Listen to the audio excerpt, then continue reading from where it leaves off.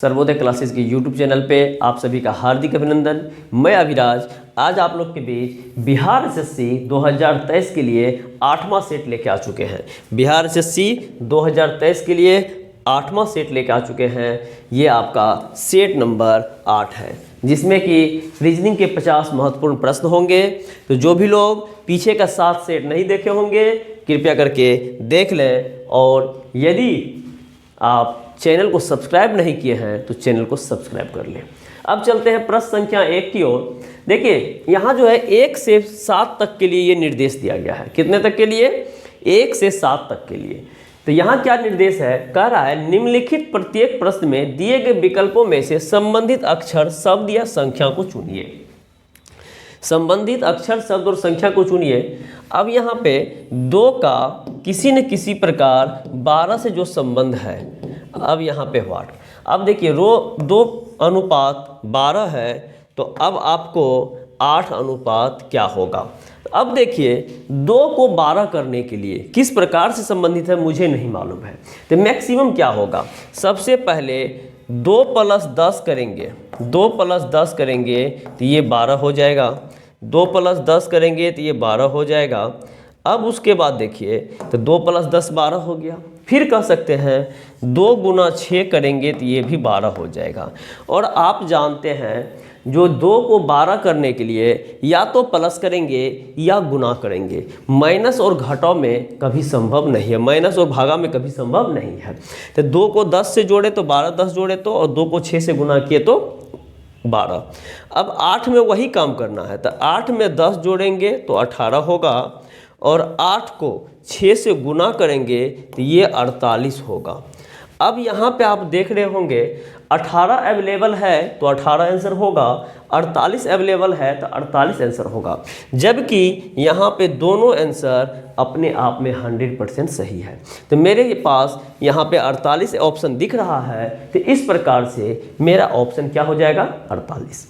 ये analogy chapter का नाम है, जिसका हिंदी होता है सादृश्यता। सादृश्यता का मतलब होता है एक समान, यानी जिस प्रकार से 2 का संबंध 12 से, 2 को क्या क्या करके 12 ला सकते हैं, तो 2 में 10 जोड़ के 12 ला सकते हैं, 2 को 6 से गुना करके 12 ला सकते हैं। तो ठीक 8 में 10 जोड़ेंगे तो 18 होगा, 8 को 6 से गुना करेंगे तो 48 होगा। तो 18 भी सही, 48 भी सही, लेकिन 18 और 48 एक साथ ऑप्शन नहीं होना चाहिए, तो एक साथ नहीं है, और यहाँ पे ऑप्शन है आपका 48। तो आपका सही आंसर 48 हो जाएगा।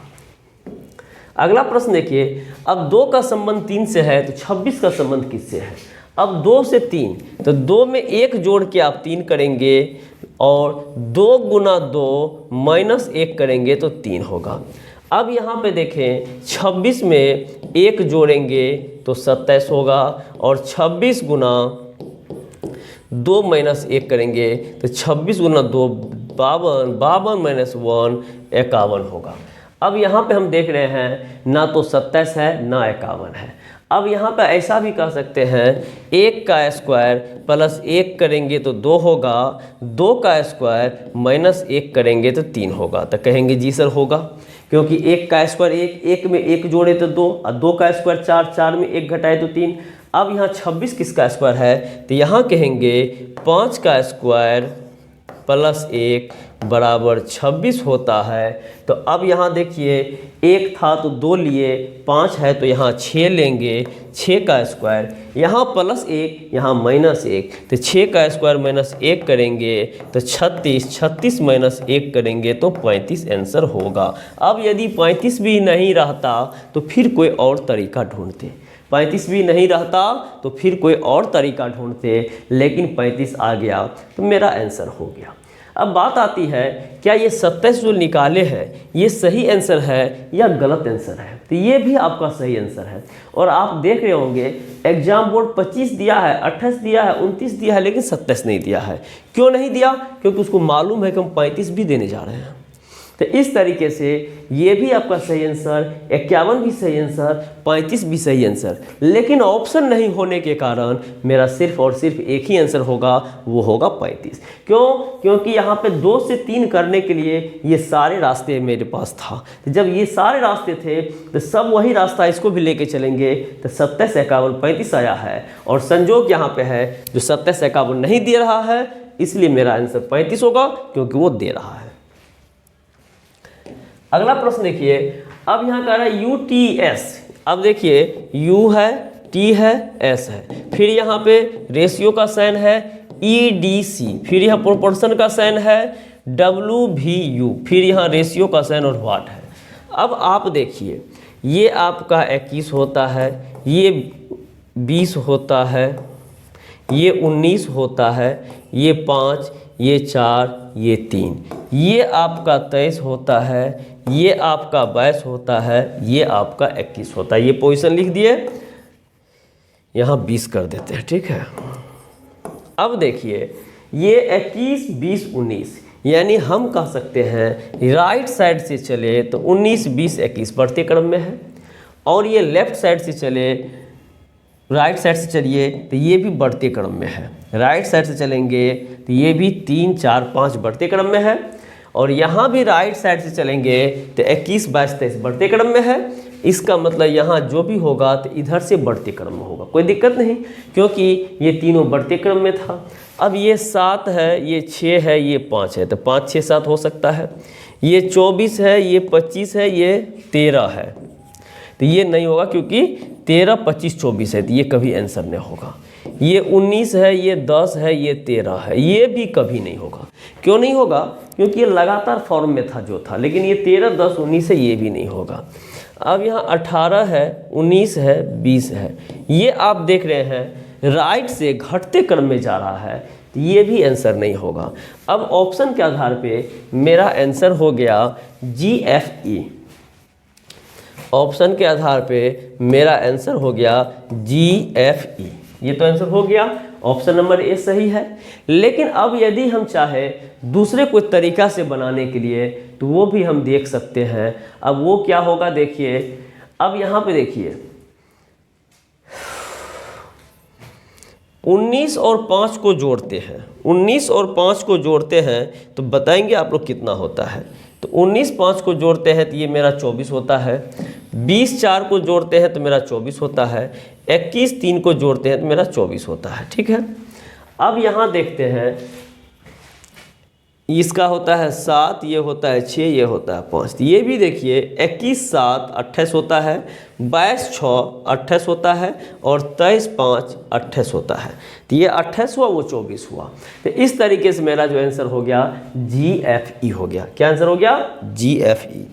अगला प्रश्न वही टाइप का होगा।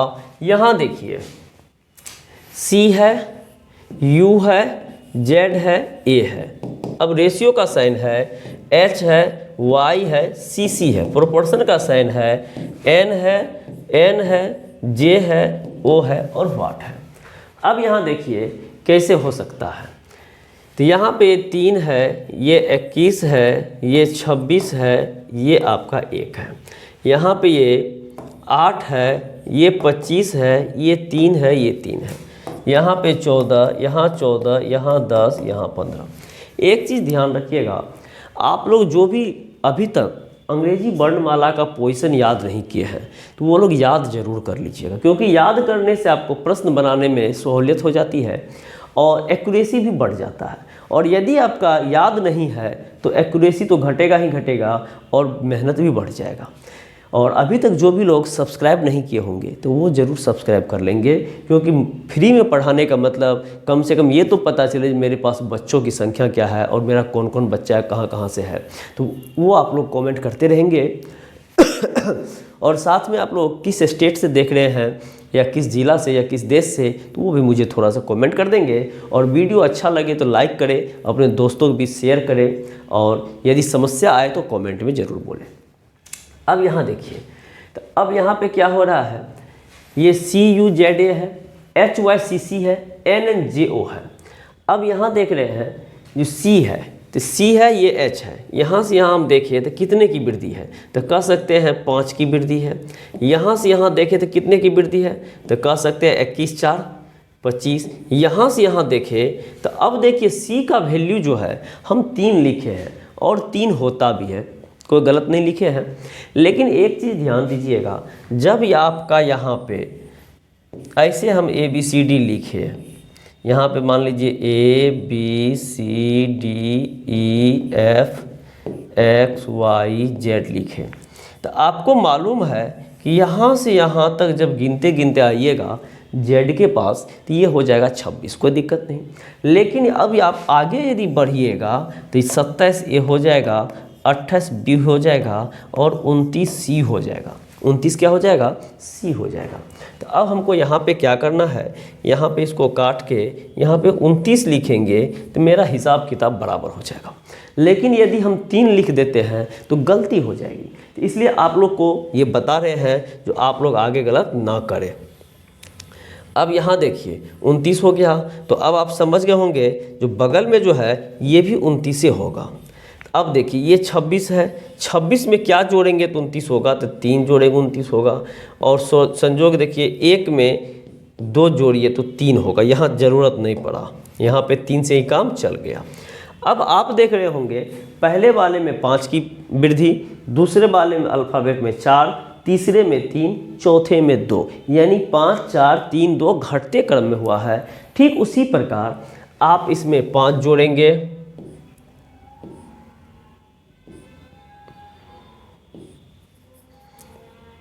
आप इसमें 5 जोड़ेंगे, इसमें 4 जोड़ेंगे, इसमें 3 जोड़ेंगे, इसमें 2 जोड़ेंगे और आपका वही उत्तर आ जाएगा।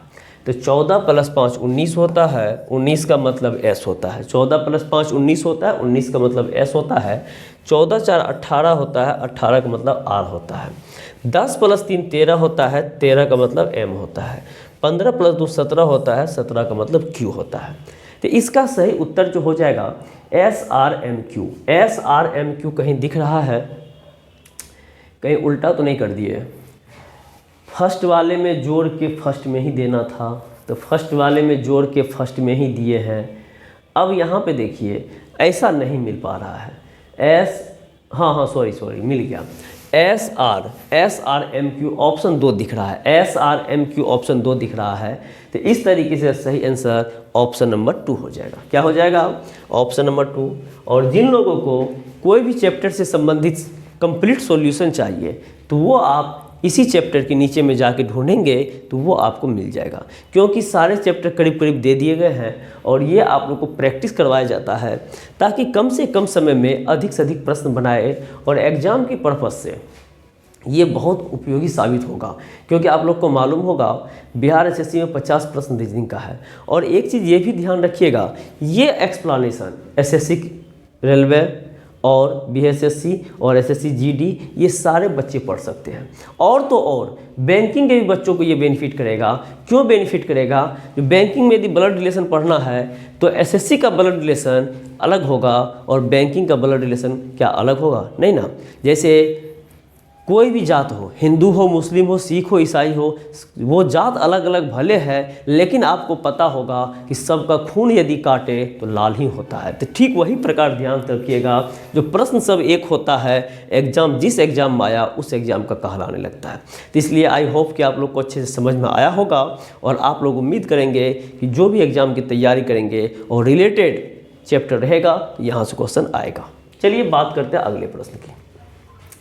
अगला प्रश्न है CDF और इसका संबंध है GHJ से। 3 है, 4 है, 6 है, 7 है, 8 है, 10 है। अब यहाँ देखते हैं 3 + 1 4, 4 + 2 6, 6 + 1 7, 7 + 1 8, 8 + 2 10। हम देख सकते हैं यदि इसको रेगुलर फॉर्म में लेके चले तो ऐसा हो गया, लेकिन यदि रेगुलर ना करेंगे तो कैसा होगा? तो हमको लगता है कि रेगुलर ना करेंगे तो आप लोग को आसानी होगा समझने में। देखिए यही हो गया, यही हो गया। जो 3 + 1 4, 4 + 2 6, 7 + 1 8, 8 + 2 10, यानी पहला से दूसरा में 1 की वृद्धि, पहला से दूसरा में 1 अंक की वृद्धि और दूसरा और तीसरा में 2 अंक की वृद्धि। या डायरेक्ट यदि कहे तो सी के बाद डायरेक्ट डी ले लिया है और डी में 1 छोड़ के एफ ले लिया है। तो अब देखिए ए है, इसके बगल में बी है और यहाँ पे डी है, ये होता है 1 2 4, तो 1 + 1 2 और 2 + 2 4, ये सही है। ये 16 17 18, अब 16 1 17, 17 1 18, तो यहाँ 1 1 का ही अंतर आया है, इसीलिए ए नंबर ऑप्शन मेरा कभी नहीं होगा। ए नंबर ऑप्शन नहीं होगा, क्यों? क्योंकि यहाँ 4 है तो बगल में 6 लिए हैं, यहाँ 8 है तो बगल में 10 लिए हैं, तो ये तो मेरा सही था ए बी डी, लेकिन पी क्यू भी सही था, लेकिन क्यू आर में क्यू के जस्ट बाद आर आता है, इसलिए गलत हो गया। अब यहाँ देखिए 16 17 18, ये भी गलत हो गया, क्योंकि यहाँ भी 1 यहाँ भी 1, तो ये भी गलत हो गया। अगला चेक करने से कोई फ़ायदा नहीं है। अब देखिए ये 5 है, ये 6 है, ये 20 है, ये तो अपने बहियात टाइप का है, बहियात टाइप के से 5 6 20 बहुत का अंतर है। अब ये वो लास्ट ऑप्शन बचल है 11 12 14, तो यहाँ तो दिख रहा है 11 + 1 12, 12 + 2 14। अब यहाँ देखते हैं 15 है, 16 है, 18 है, तो 15 + 1 16, 16 + 2 18, यानी यही बतवा वहाँ पे कह रहा है, इसलिए मेरा सही आंसर ऑप्शन नंबर क्या होगा? ऑप्शन नंबर बी होगा, इसलिए सही आंसर ऑप्शन नंबर बी होगा। अगला देखिए, अगला ये जो है शब्द से दिया गया है, तो एक चीज़ ध्यान रखिएगा, एनालॉगी, एनालॉगी का जो हिंदी होता है आप लोग को मालूम होगा सादृश्यता होता है, सादृश्यता होता है। और रीजनिंग में कुछ ऐसे चैप्टर हैं, एनालॉगी हो गया, क्लासिफिकेशन हो गया, कैलेंडर हो गया, जो ये सब में आपको जीएस की भी जानकारी चाहिए। अब यहाँ देखिए कह रहा थर्मामीटर ऊष्मा से संबंधित है, तो बैरोमीटर क्या होगा? तो अब यहाँ पे थर्मामीटर और ऊष्मा में क्या संबंध है वो आप लोग को मालूम होगा कि थर्मामीटर से हम बुखार चेक करते हैं, तो बुखार चेक करते हैं तो तापमान ही चेक करते हैं ना।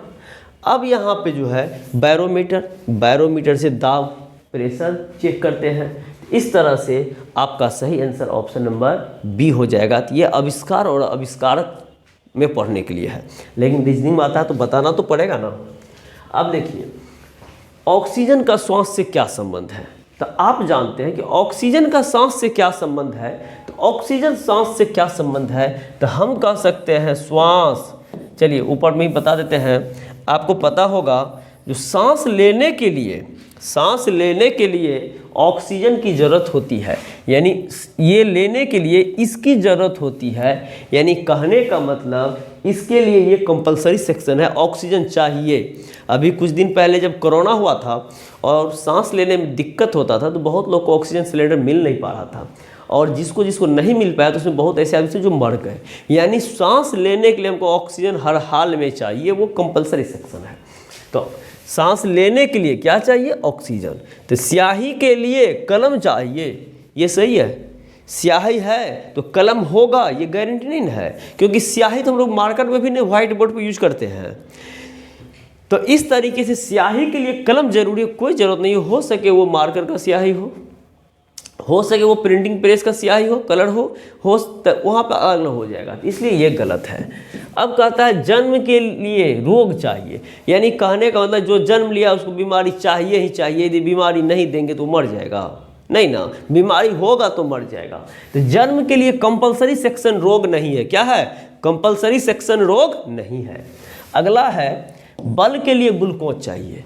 अब ये कंपलसरी सेक्शन है, खाएंगे पिएंगे हष्ट पुष्ट नहीं रह जाएंगे, तो ऐसा थोड़ा है जो ग्लूकोज पिला देंगे तो बहुत ताकत हो जाएगा, हाथी से लड़ लीजिएगा, नहीं ना, ऐसा नहीं है। आपको बल के लिए ग्लूकोज कंपलसरी नहीं है। अब चौथा होता है विश्राम के लिए बिस्तर। अब देखिए आप कहीं एग्जाम देने गए, किसी स्टेशन पे विश्राम करना है, तो खड़ा खड़ा लेने से सो जाते हैं, बैठ के दिक्कत सिक्कत हो जाते हैं, लेकिन रियल मूड में यदि विश्राम चाहिए, आराम करना है, तो क्या चाहिए? बिछावन चाहिए। तो इसलिए विश्राम के लिए बिस्तर ये कंपलसरी सेक्शन है, और इस तरीके से मेरा सही आंसर होगा वो आपका सी हो जाएगा। सही आंसर मेरा क्या हो जाएगा? सी हो जाएगा। अब अगला प्रश्न देखिए, अगला प्रश्न जो है ये आपका अब यहाँ से निर्देश चेंज हो चुका है। निर्देश क्या हो चुका है? चेंज हो चुका है। और ये निर्देश क्या कहता है देखिए, अभी जो हम बात कर रहे थे क्लासिफिकेशन का, ये उसी का आ गया है। क्लासिफिकेशन का बात कर रहे थे, ये उसी का आ गया है। अब क्लासिफिकेशन में क्या रहता है देखिए, कह रहा निम्नलिखित प्रत्येक प्रश्न में दिए गए विकल्प में से विषम संख्या हो, चाहे शब्द हो, चाहे संख्या युग्म हो, चुनिए। यानी कहने का मतलब यहाँ पे 4 संख्या आपको दिया गया है, इन चारों संख्या में से कोई एक संख्या होगा जो भिन्न होगा, तो उसको चुनना है। तो आप लोग को मालूम होगा क्लासिफिकेशन चैप्टर भी डाले हैं, देख लीजिएगा। फिर भी हम शॉर्ट में आपको जानकारी दे देते हैं। यहाँ पे कैसे कैसे छांट सकते हैं। अंक है तो सबसे पहले सम विषम से छांट सकते हैं, यानी इवन ऑड से छांट सकते हैं। उसके बाद आप भाज्य अभाज्य से छांट सकते हैं। उसके बाद square, non square, cube, square, non square, cube, ऐसे छांट सकते हैं। लेकिन जब इतना बड़ा बड़ा हो जाए, या विभाज्यता के नियम से कभी कभी ऐसा होगा जो 3 को 4 से विभाज्य होगा, चौथा नहीं विभाज्य होगा, तो इतना है। लेकिन इतना बड़ा बड़ा हो तो यहाँ पे आपको अभाज्य संख्या पता करना बहुत टफ कम होगा। तो इस टाइप से इसको क्या करना देखिए, 4 + 5 + 1 + 2, 4 × 5 = 9, 1 × 10 = 2 = 12, ठीक है। 3 + 6 + 2 + 1, 3 + 6 = 9, 9 × 2 = 11, 1 = 12, ठीक है। अब 1 + 7 + 2 + 2, तो 7 × 1 = 8, 4 = 12, ठीक है। 1 + 1 + 0 + 9, तो 9 × 1 = 10, 1 = 11। अब आप कह सकते हैं ये 3 ऐसा संख्या है A, B और C जिनका जोड़ सम संख्या है, जिनका जोड़ सम संख्या है, और चौथा का जोड़ विषम संख्या है, तो यही मेरा उत्तर होगा। चौथा का जोड़ विषम संख्या है, यही मेरा उत्तर होगा। पहला लॉजिक ये हो गया। दूसरा लॉजिक कह सकते हैं ये भाज्य संख्या है, ये भाज्य संख्या है, ये भाज्य संख्या है, और ये मेरा अभाज्य संख्या है, इसलिए मेरा वो आंसर हो गया है। तो इस तरीके से हम आपका आंसर देंगे। और अगला प्रश्न की ओर बढ़ते हैं। अगला प्रश्न है RI। RI है तो R का 18 होता है, I का 9 होता है। TG, T का 20 होता है, G का 7 होता है। AZ, A का 1, Z का 26। ME, M का 13, E का 5। अब आपको देखने से पता चल गया होगा जो RI का जोड़ 27, 20 7 27, 1 26 27, 13 5 18। इसलिए हम बार बार कहते हैं कि पोजीशन याद होगा तो हम किस प्रकार से प्रश्न बना सकते हैं। तो ये 3 संख्या ऐसा था जो किसी न किसी संख्या का पूर्ण क्यूब होता है 3 का, और वो किसी का क्यूब नहीं है। पहला आंसर 18। दूसरा कह सकते हैं 27 27 27, ये विषम संख्या है, जबकि 18 सम संख्या, ये भी आंसर हो सकता है। तीसरा तरीके से बताते हैं, हम कह सकते हैं R का अपोजिट I होता है, T का G होता है, A का Z होता है, लेकिन M का अपोजिट N होता है। तो ऐसे भी कह सकते हैं ये अपोजिट नहीं है। तो अब आप देखें एक प्रश्न को 3 तरीके से बनाए, और संजोग ऐसा है कि तीनों का तीनों मेरा आंसर एक ही आया। और यदि कंसेप्ट क्लियर रहेगा तो क्लासिफिकेशन में एक ही आंसर आना भी चाहिए, एक से अधिक आंसर नहीं आना चाहिए, क्योंकि 4 में से 3 को एक ग्रुप में डालना है और 1 को अलग निकाल लेना है। तो इस तरीके से आपका सही आंसर ऑप्शन नंबर डी होगा। अगला प्रश्न है मिठाई, आइसक्रीम, चॉकलेट और कोको कोला। अब यहाँ डिफरेंट आप लोग चुनिए, क्योंकि आप लोग बहुत खाते पीते होंगे। जो मिठाई कैसा है, आइसक्रीम कैसा है, चॉकलेट कैसा है, कोको कोला कैसा है। तो अब मिठाई देखिए ये आपका ठोस होता है, आइसक्रीम भी ठोस ही होता है, चॉकलेट भी ठोस ही होता है, लेकिन कोको कोला कभी ठोस में पिए हैं? अब कोई कहेगा कि सर मिठाई में रसमलाई जो होता है इसमें ठोस और द्रव दोनों होता है, लेकिन आप बताएंगे कोको कोला कभी बर्फ़ के रूप में खाए हैं? नहीं खाए हैं। तो वो खास करके लिक्विड ही, स्पेशल फॉर्म उसका लिक्विड ही होता है। तो इसलिए इसका सही आंसर ये पेय पदार्थ है और ये खाने वाला पदार्थ है। अब ऐसा नहीं कि आइसक्रीम को बिना फ्रिज का 2 दिन रख के 1 दिन रख के उसको पी जाएंगे तो सर आइसक्रीम हम पीते हैं। नहीं बाबू, आइसक्रीम खाने के लिए बना, पीने के लिए नहीं। अब यहाँ देखिए 12 है, 75 है, 45 है, 25 है। अब यहाँ पे देखिए, यहाँ पे आपका आंसर जो है टकरा जाएगा। यहाँ पे आंसर टकरा जाएगा क्या? यहाँ पे देखिए पहले अर्थ में हम कहें तो ये 5 से डिविजिबल है, ये 5 से डिविजिबल है, ये 5 से डिविजिबल है और ये 5 से डिविजिबल नहीं है, यानी 5 से भागा नहीं लगेगा। इसलिए कह सकते हैं कि 3 अंक जो है 75, 45, 25, इसमें 5 से भागा देंगे तो पूर्ण रूप से कट जाएगा, जबकि 12 में भागा देंगे तो पूर्ण रूप से नहीं कटेगा। इसलिए सही आंसर 12 हो गया। दूसरा अर्थ में बात करेंगे तो 75 आपका विषम संख्या, 45 आपका विषम संख्या और 25 आपका विषम संख्या, लेकिन 12 आपका सम संख्या है। यहाँ तक भी 12 सही आंसर आएगा। लेकिन अब जो है तीसरा चौंकाने वाला बात आपको बताएंगे, और इसमें क्या होगा, देखिए इसमें क्या होगा, ये आपका वर्ग नहीं है, वर्ग नहीं है, ये भी वर्ग नहीं है, ये भी वर्ग नहीं है, लेकिन ये जो महान है 5 का स्क्वायर 25 होता है, ये वर्ग है। तो अब आपका 2 बार ये आंसर आया और 1 बार 25 आंसर आया, तो आंसर क्या देंगे? ऐसा सिचुएशन में पहली प्राथमिकता मेरा ए होगा। ऐसा सिचुएशन में पहली प्राथमिकता मेरा आंसर ए होगा, क्योंकि ए को 2 बार कंसेप्ट, 2 अलग अलग कंसेप्ट से क्लियर किए, जबकि ये भी गलत आंसर नहीं है।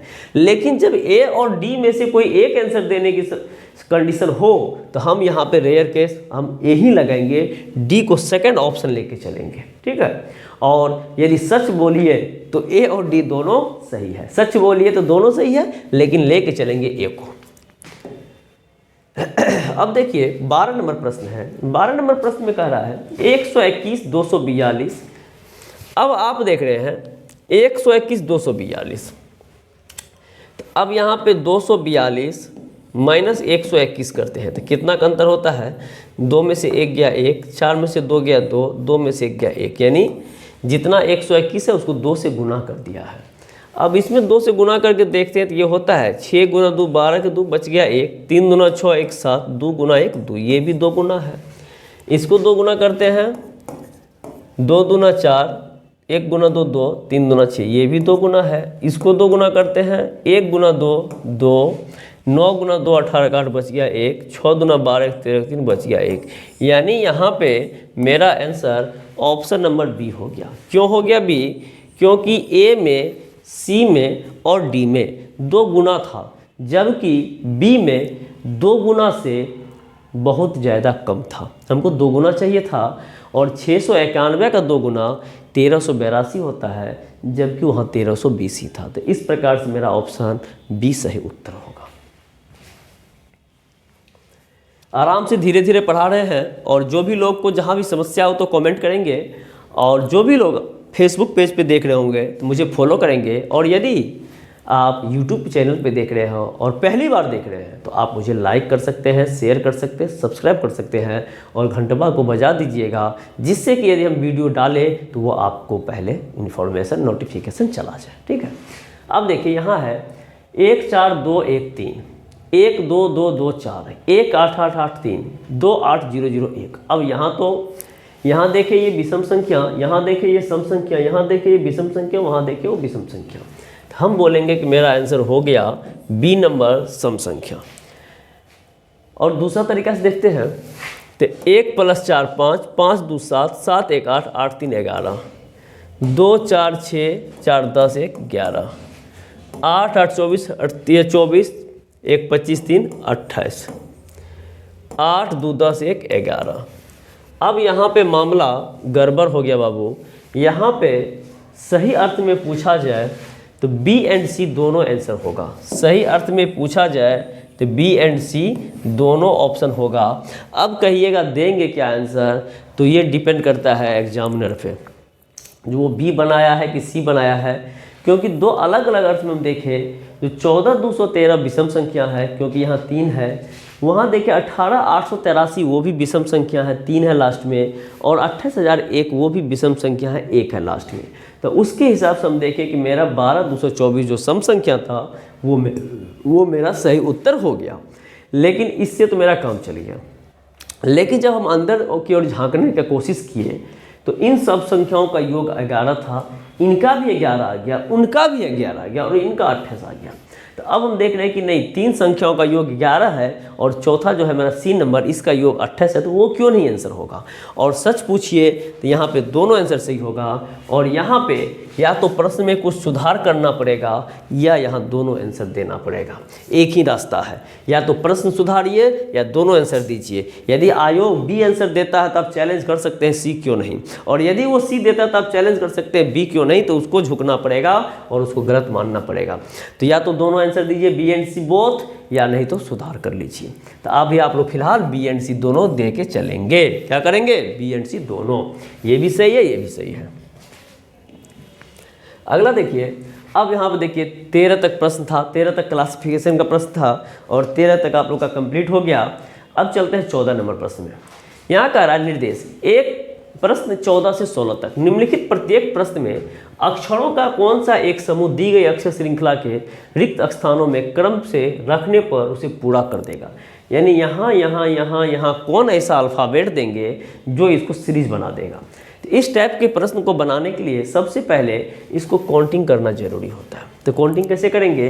1 2 3 4 5 6 7 8 9 10 11 12, यानी जहाँ जहाँ अक्षर है वो तो काउंट करेंगे ही करेंगे, साथ ही साथ खाली जगह को भी काउंट करेंगे। तो ये आपका हो गया A,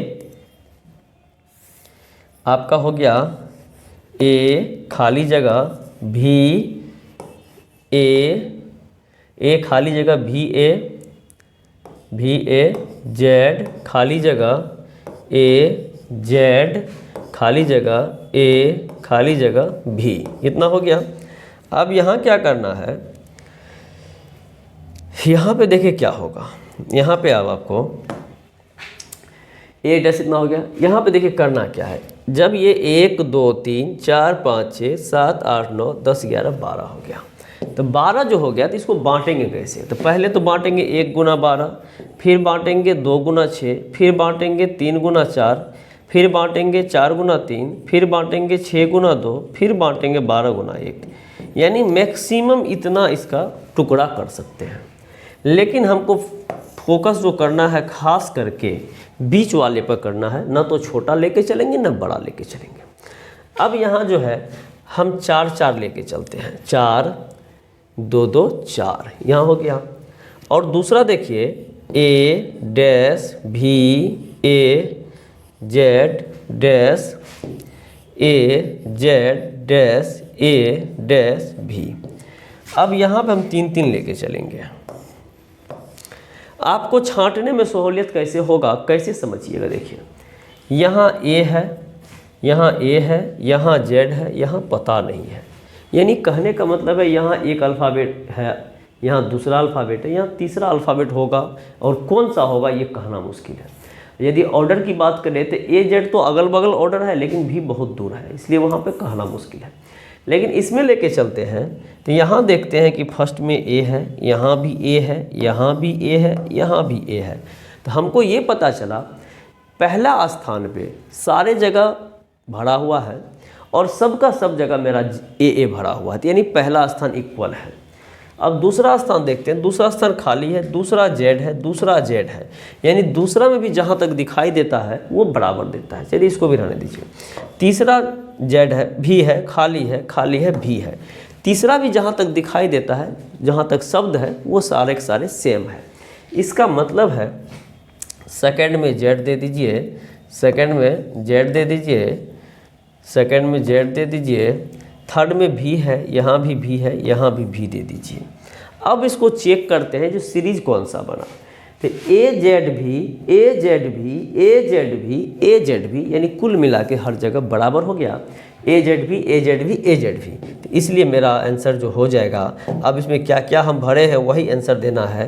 तो पहले Z भरे हैं तो Z देंगे, दूसरा में भी भरे हैं तो भी देंगे, तीसरा में भी और चौथा में Z। यानी मेरा जो ऑप्शन होगा ZVVZ कहीं होगा, ये आपका आंसर है। और C आंसर आपका ZVVZ सही होगा, इसलिए इसका आंसर C होगा। इसका भी संपूर्ण वीडियो देखना है तो नीचे दिया गया है, देख लीजिएगा, प्ले लिस्ट में जाकर आप देख लीजिएगा। अगला देखिए, यहाँ ABCD या बड़ा सा है, यहाँ भी काउंटिंग करना है। 1 2 3 4 5 6 7 8 9 10 11 12 13 14 15 16 17 18 19 20 21 22 23 24 है।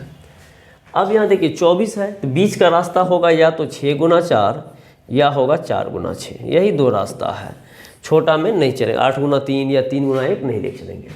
अब देखिए 4 में लेके चलते हैं तो यहाँ 4 2 2 4 2 2 4 2 2 4 2 2 4। अब देखिए 4 में लेके चले तो पहला यहाँ ए है, यहाँ खाली है, यहाँ पहला ए है, यहाँ पहला ए है, यहाँ पहला ए है, यहाँ पहला खाली है। यानी जितने जगह पहला जगह पे फुल था अल्फ़ाबेट वहाँ ए ही था, यानी इससे हमको फ़ायदा होगा 4 4 ही लेके चलेंगे। तो अब यहाँ पे 4 4 कर देते हैं।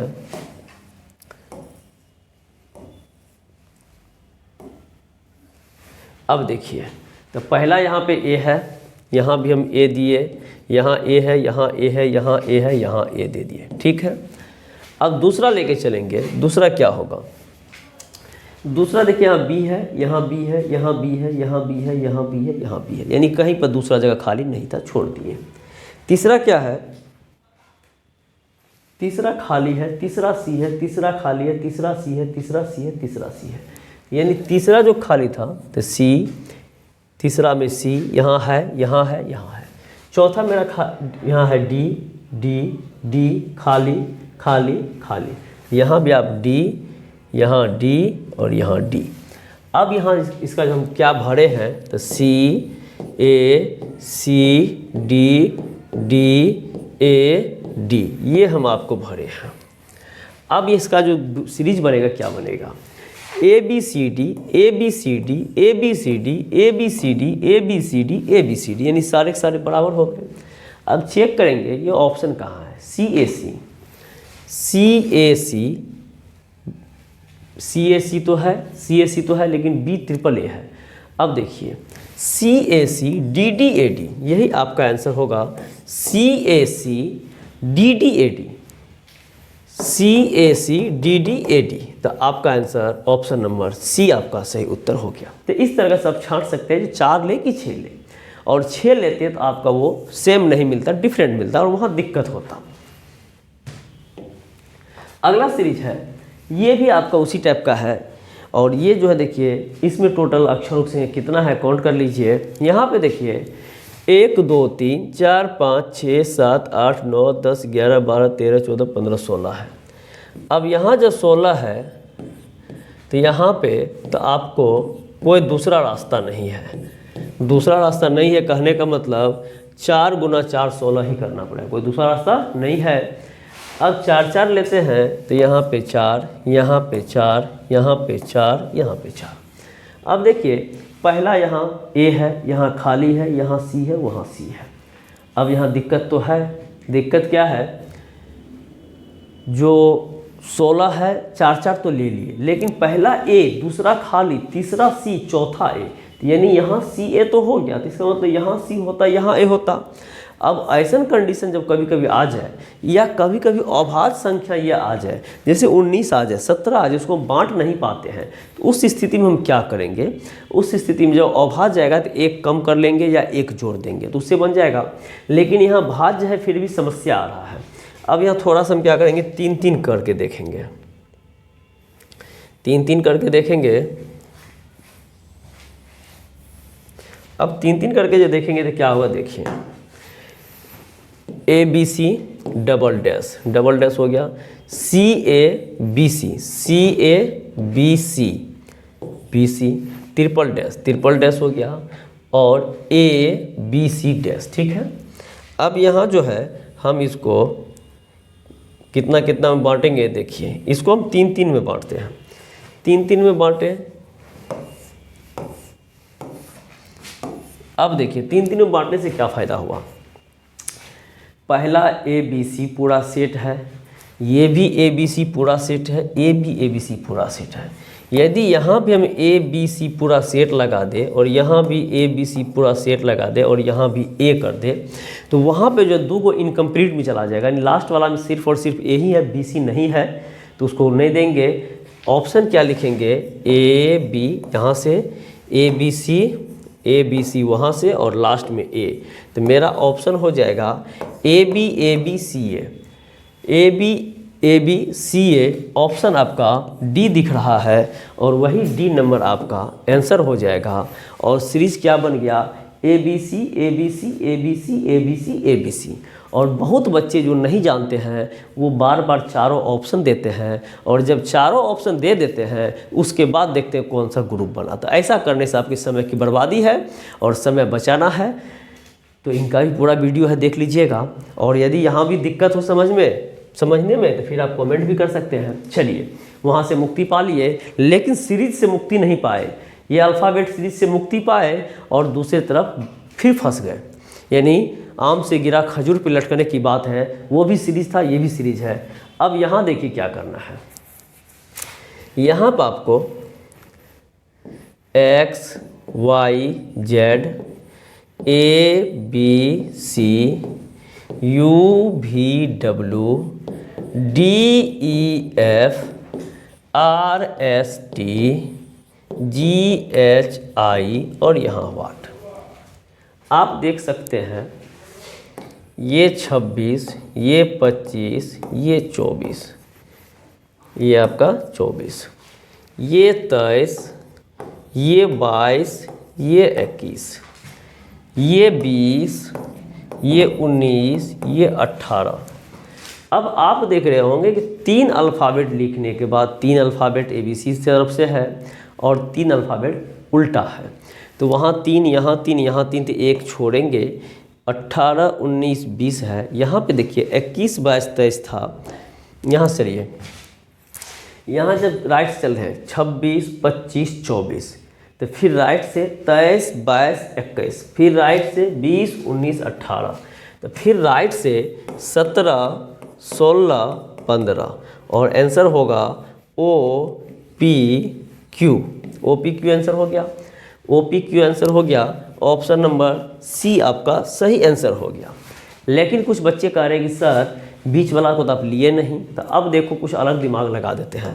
अलग दिमाग क्या लगा देंगे तुम लोग को। अब देखो ये दोनों जेड और ए आपस में अपोजिट है, बी और वाई आपस में अपोजिट है, सी और एक्स आपस में अपोजिट है, डी डब्ल्यू आपस में अपोजिट है, वी ई आपस में अपोजिट है, यू एफ आपस में अपोजिट है, टी जी आपस में अपोजिट है, एस एच आपस में अपोजिट है, आर आई आपस में अपोजिट है। तो अब यहाँ अपोजिट का तो 3 ग्रुप बन गया। लेकिन चौथा ग्रुप बनाने के लिए यदि ये रहता तो हम बना लेते, लेकिन ये नहीं था। तो अब हमको इस मेथड से फ़ायदा नहीं होगा। अब देखो यहाँ देखते हैं A B C D E F G H I. तो यहाँ पे इसको छोड़ के जे के एल हो जाएगा, और जे के एल जब हो जाएगा तो Q का अपोजिट J होता है, P का अपोजिट K होता है, O का अपोजिट L होता है। तो इस तरीके से आपका सही आंसर ऑप्शन नंबर OPQ अर्थात C होगा। अगला प्रश्न देखिए, ये मज़ेदार प्रश्न है। ये प्रश्न कोई प्रश्न नहीं है, लेकिन एग्जाम में आता है तो कुछ बच्चे इसको भी गलती करके आते हैं। B का वैल्यू 2, I का 9, O का 15, यहाँ पे वाट, यहाँ पे 24 और यहाँ पे 26 + 1 27। क्योंकि हम देख रहे हैं कि 24 तक जब बढ़ते क्रम में जा रहा है तो वहाँ पे 1 नहीं आएगा, बढ़ते क्रम हम भी जाएंगे तो 27 आएगा।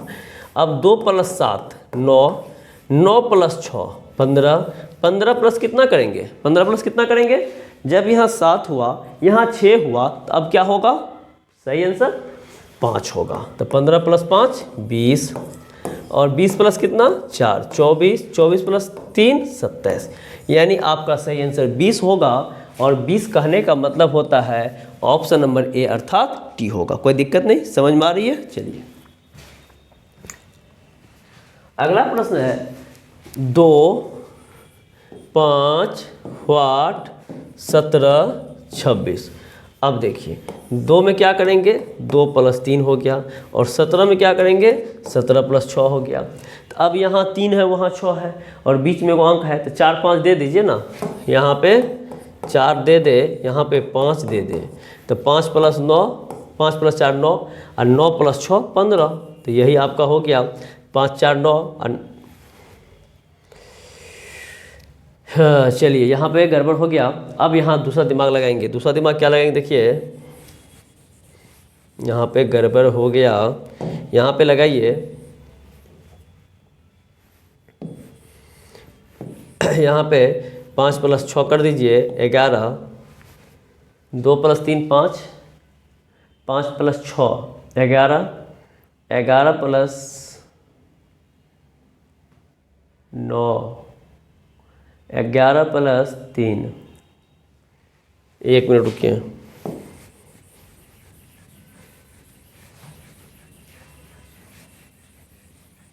देखिए यहाँ पे 2 5 8 17 26। अब यहाँ देख रहे हैं 2 + 3 5 और 17 3 20, 17 3 20, अब 20 6 26। यही गलती किए थे, 17 9 26 होता है, लेकिन 17 6 26 जो कर दिए वहीं पर गलती कर दिए। ठीक है, अब देखिए यहाँ 3 है, यहाँ 9 है। अब यहाँ क्या करिए, यहाँ हम 5 दे देंगे और यहाँ हम 7 दे देंगे। अब क्या होगा, ये विषम संख्या हो गया और लगातार हो गया, 3 के बाद 5, 5 के बाद 7, 7 के बाद 9, तो 5 + 5 10 और 10 + 7 17। तो 10 नंबर पे क्या होता है, ऑप्शन नंबर सी अर्थात जे होता है। 10 नंबर पे क्या होता है, ऑप्शन नंबर सी अर्थात जे होता है। अगला प्रश्न देखिए, सीरीज से फिर छुटकारा, फिर मुक्ति नहीं, फिर ये दूसरा सीरीज आ गया, ये नंबर सीरीज आ गया।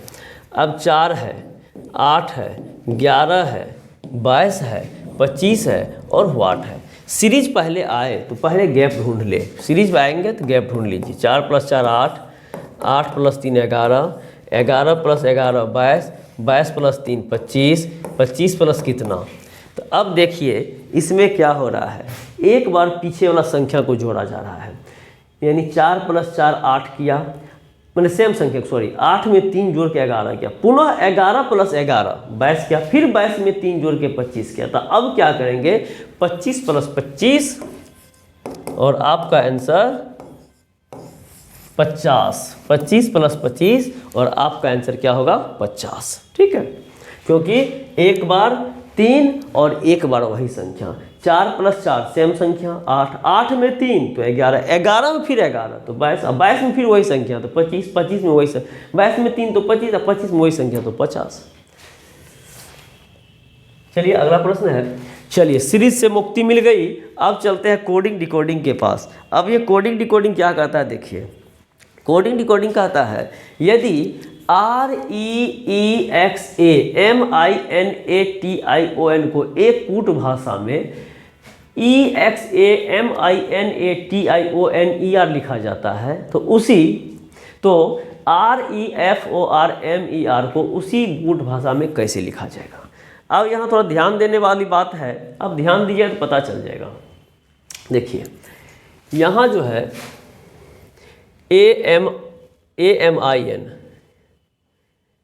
यहाँ से लीजिए EXAMIN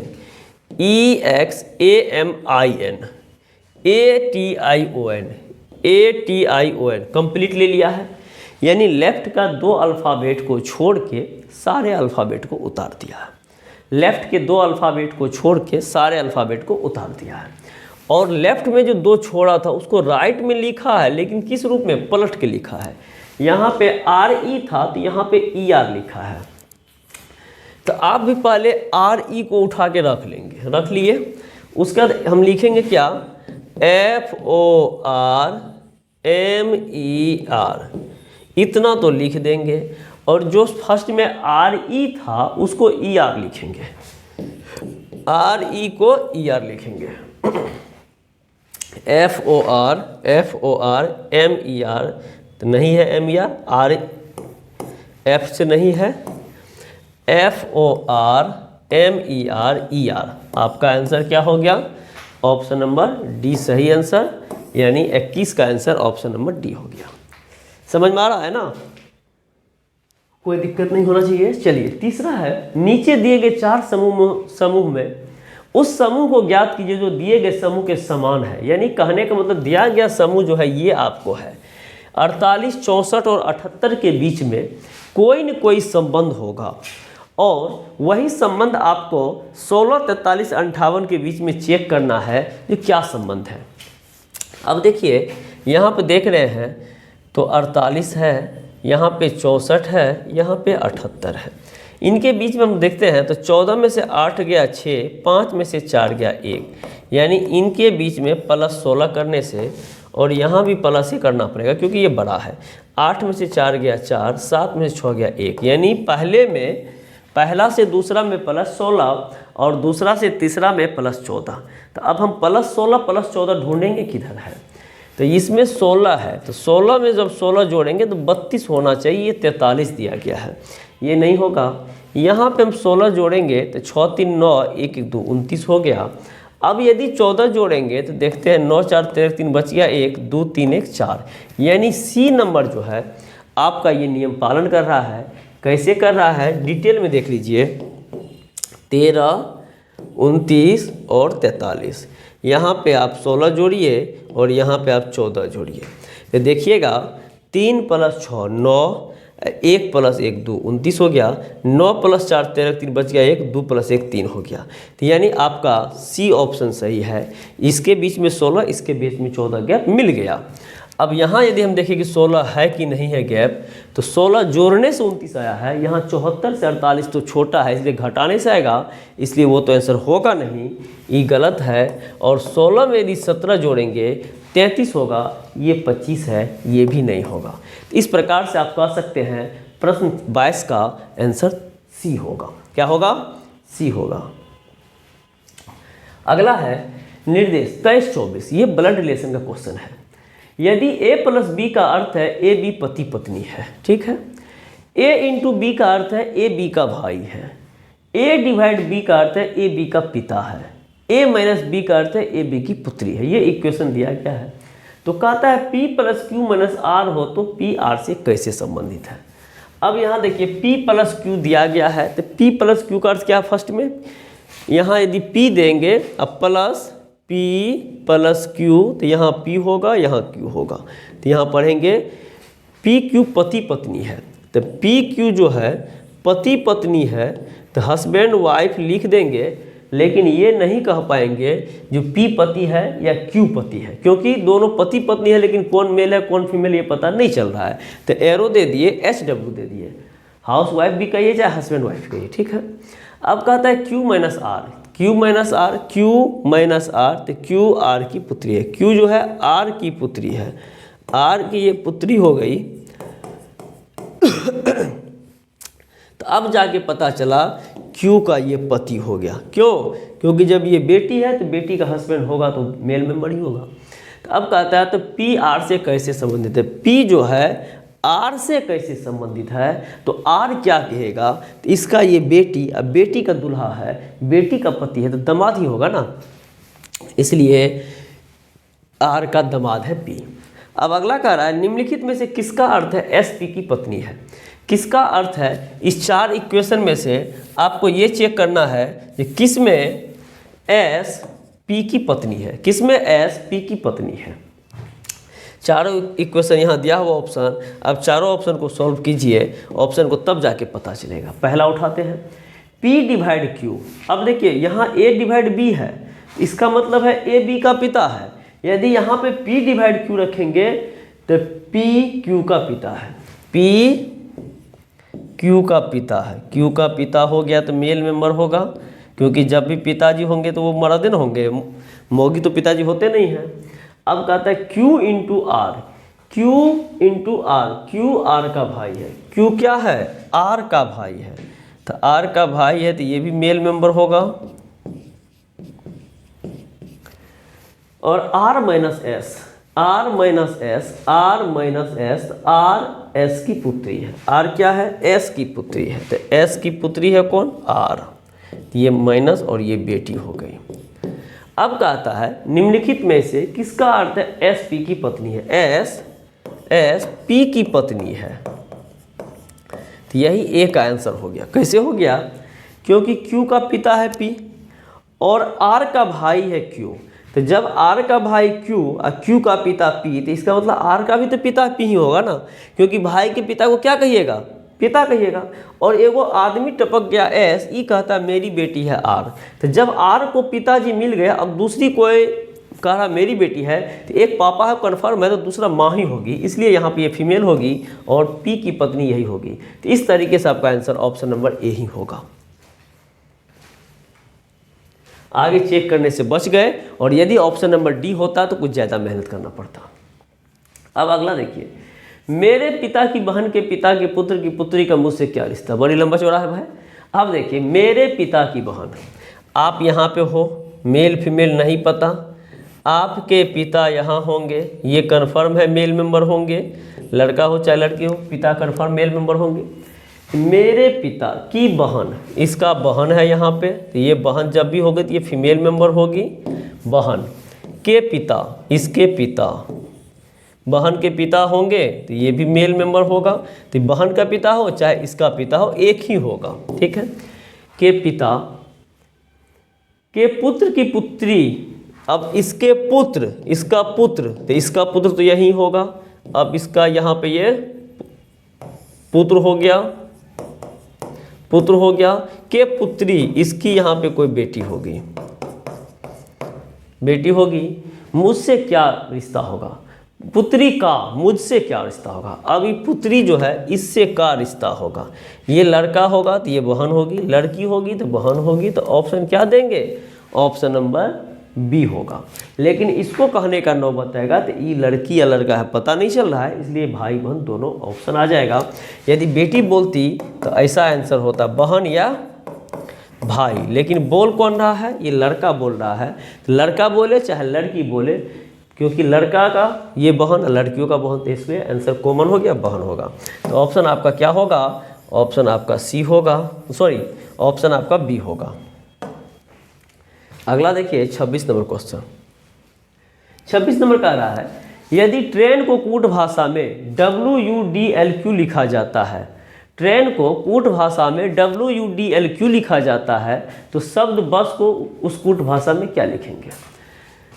अब देखिए TRAIN, इसको लिखा है WUDLQ, तो आपको बस को लिखना है BUS। अब क्या करिएगा, ये 20 होता है, ये 18 होता है, ये 1 होता है, ये 9 होता है, ये 14 होता है, ये 23 होता है, ये 21 होता है, ये 4 होता है, ये 12 होता है, ये 17 होता है। आप देख रहे हैं कि 20 में 3 जोड़ के 23, 18 में 3 जोड़ के 21, 1 में 3 जोड़ के 4, 9 में 3 जोड़ के 12, 14 में 3 जोड़ के 12, सॉरी 14 में 3 जोड़ के 17। यानी ऊपर में जो भी ट्रेन था उसमें 3-3 बढ़ा के आंसर दिया है। आप भी इस सब में +3 +3 +3, ये 2 नंबर पे होता है, 2 3 5, 5 का मतलब ई, ये 21 होता है, 21 3 24, 24 का मतलब x, ये 19 होता है, 19 3 20, 21 22, 22 का मतलब भी। यानी इसका सही आंसर जो हो गया EXV हो गया, और EXV आपका ऑप्शन नंबर सी सही उत्तर हो गया। EXV ऑप्शन नंबर सी आपका सही उत्तर हो गया EXV। अगला है, एक विशिष्ट कूट भाषा में NATION को ANITNO लिखा जाता है, तो तदनुसार उसी कूट भाषा में EROFMR कैसे लिखा जाएगा। तो देखिए NATION को क्या लिखा है, ANITNO। तो कहेंगे बाबू NA को AN लिखा है, TI को IT लिखा है, ON को NO लिखा है। यानी 2-2 का पेयर बनाया और पलट के लिख दिया।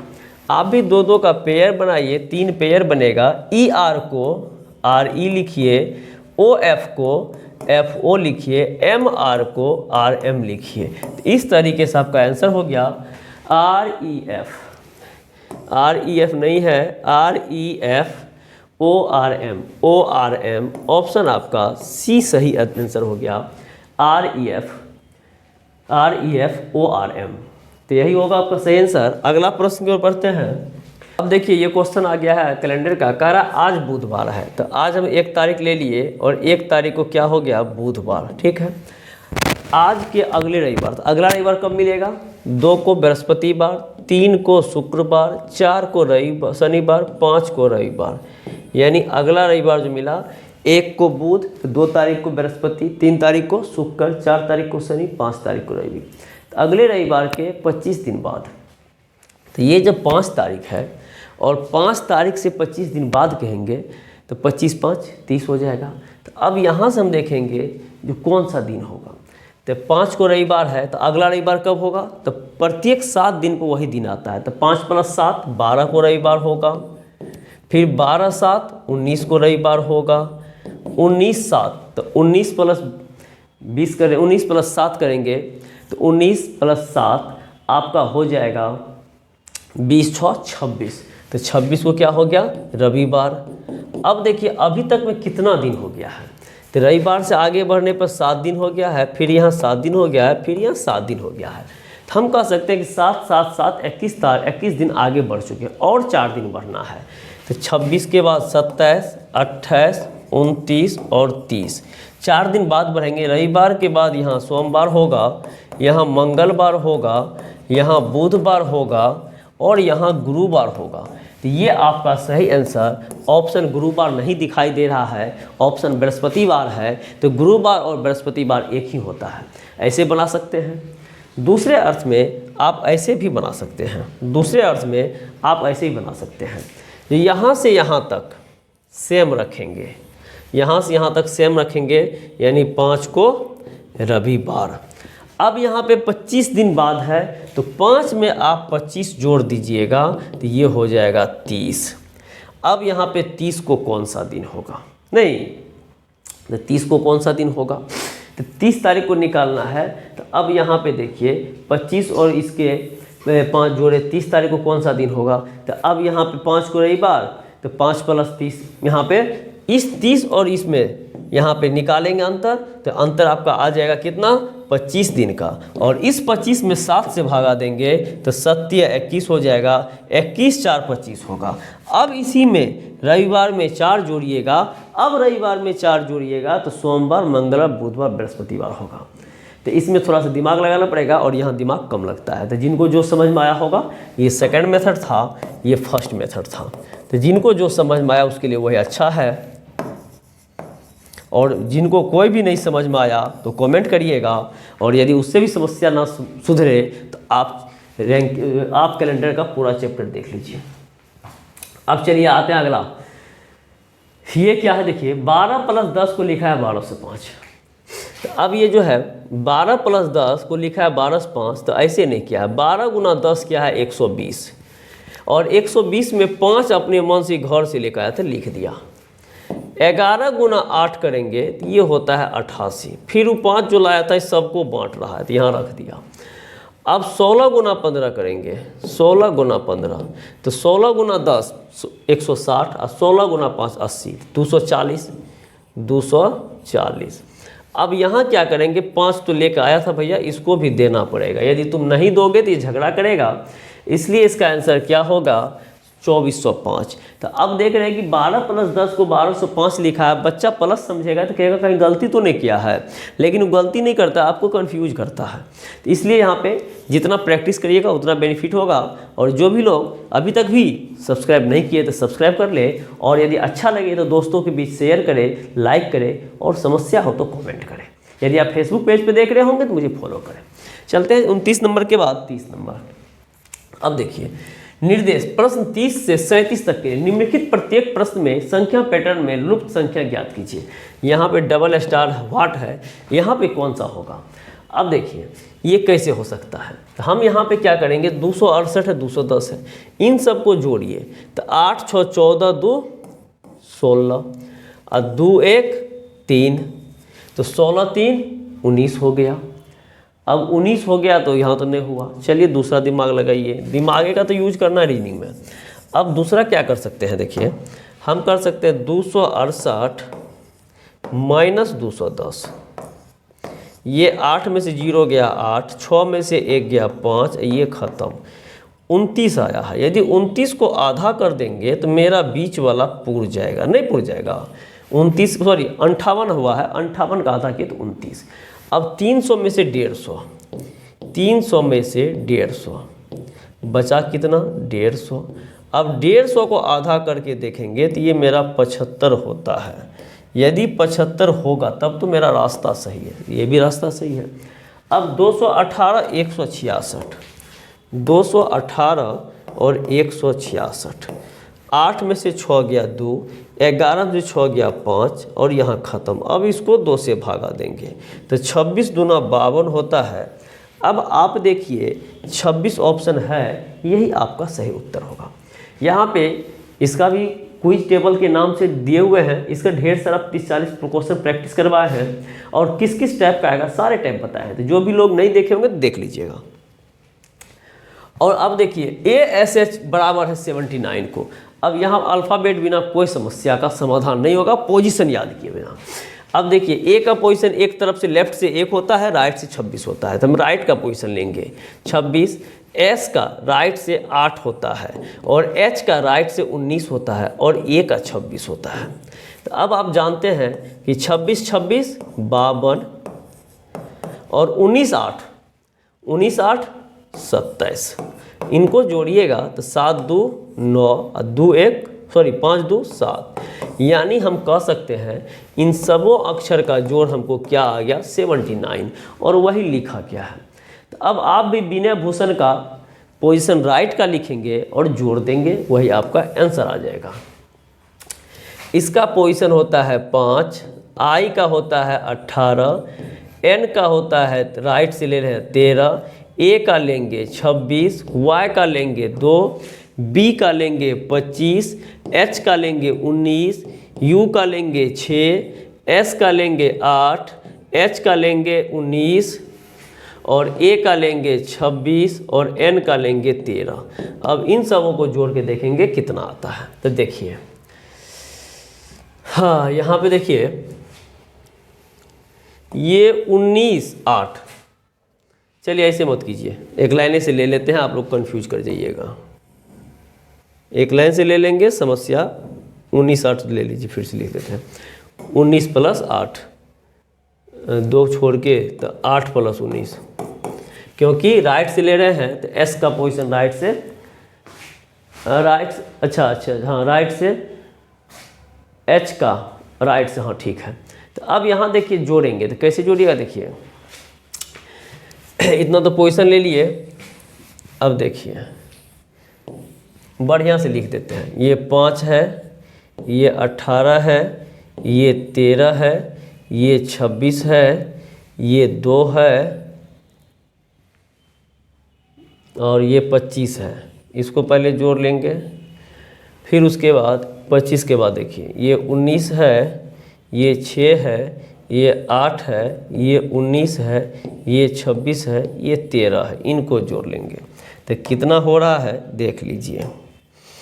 देखिए 5 + 2 7, 7 6 13, 13 3 16, 16 4 20 4 24, 24 5 तो 24 5 29 के 9, बच गया 2 2 2 4 5 6 और जो हाथ में बचा था 2 8, ये हो गया 89।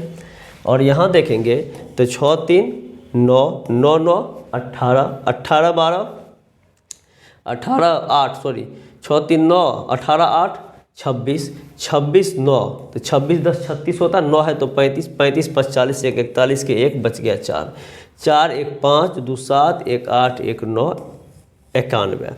अब 89 + 91 को जोड़िएगा तो कितना होता है, 9 1 10 के 0 बच गया 1, 9 8 17 1 18 के 8 बच गया 1। अब इसका आंसर आ गया ऑप्शन नंबर डी, अर्थात 180 होगा। अब आप लोग बताइए, जितना समय हम लिए बनाने में, और यदि आप ABCD का पोजीशन लिख के देख के गिन के लिखिएगा तो थोड़ा टाइम तो बढ़ ही जाएगा ना। इसलिए हम आप लोग से आग्रह करते हैं कि पोजीशन याद कर लीजिए, बिना याद किए समस्या है। अब देखिए यहाँ कह रहा है PRESENATION, अब इसको क्या करना है, तो यहाँ देखिए PRESENTATION, इसको लिखा है रिप्रेजेंटेशन। अब यहाँ पे क्या करना है, आप देख रहे हैं क्या लिखा है, PRESENTATION, इसको लिखा है ATION।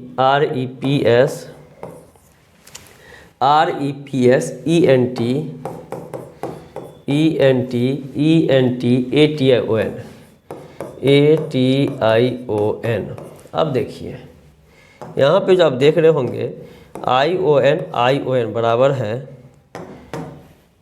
TAT ये भी बराबर है, EN ये भी बराबर है, SS भी बराबर है। अब जो भी कार्यक्रम किया है फर्स्ट 3 अक्षर के साथ कार्यक्रम किया है।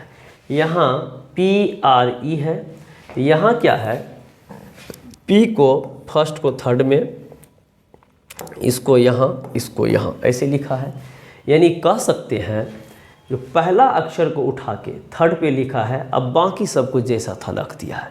पहला अक्षर को उठा के थर्ड पे लिखा है, अब बाकी सबको RES था लिख दिया। तो पहला अक्षर को हम भी थर्ड पे लिखेंगे, पहला दूसरा तीसरा।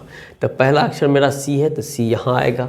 अब एक लाइन से लिख दीजिए OMMENDATION।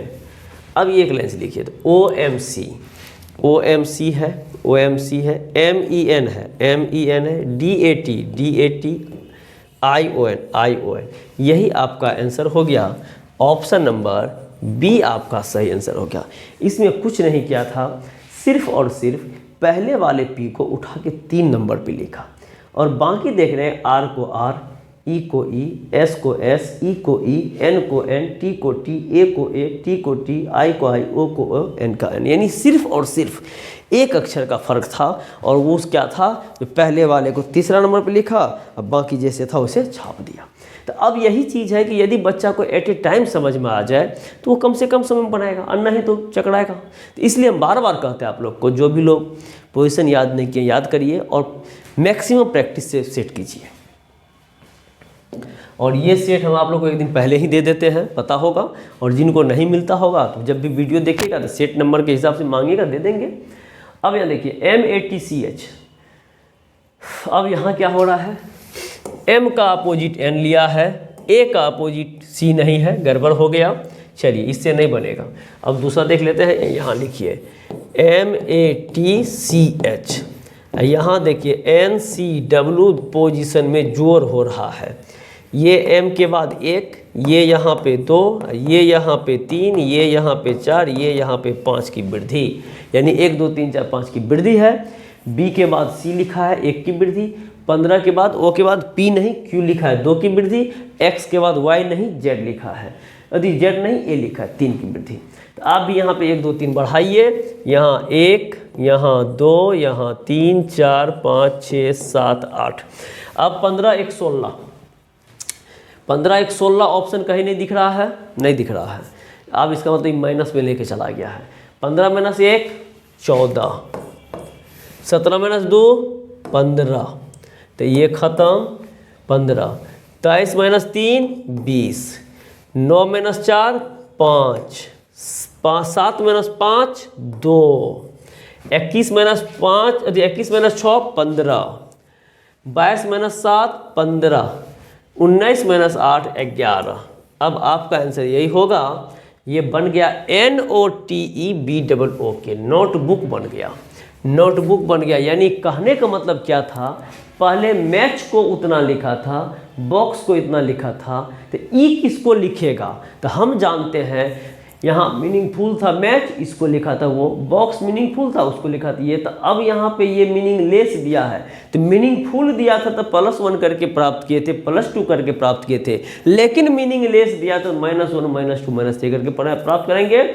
और ये हो गया नोटबुक, NOTEBOOK है आपका, NOTEBOOK है। ऑप्शन ए आपका सही आंसर हो गया। ये डिकोडिंग टाइप क्वेश्चन था। किस टाइप क्वेश्चन था? डिकोडिंग टाइप क्वेश्चन था।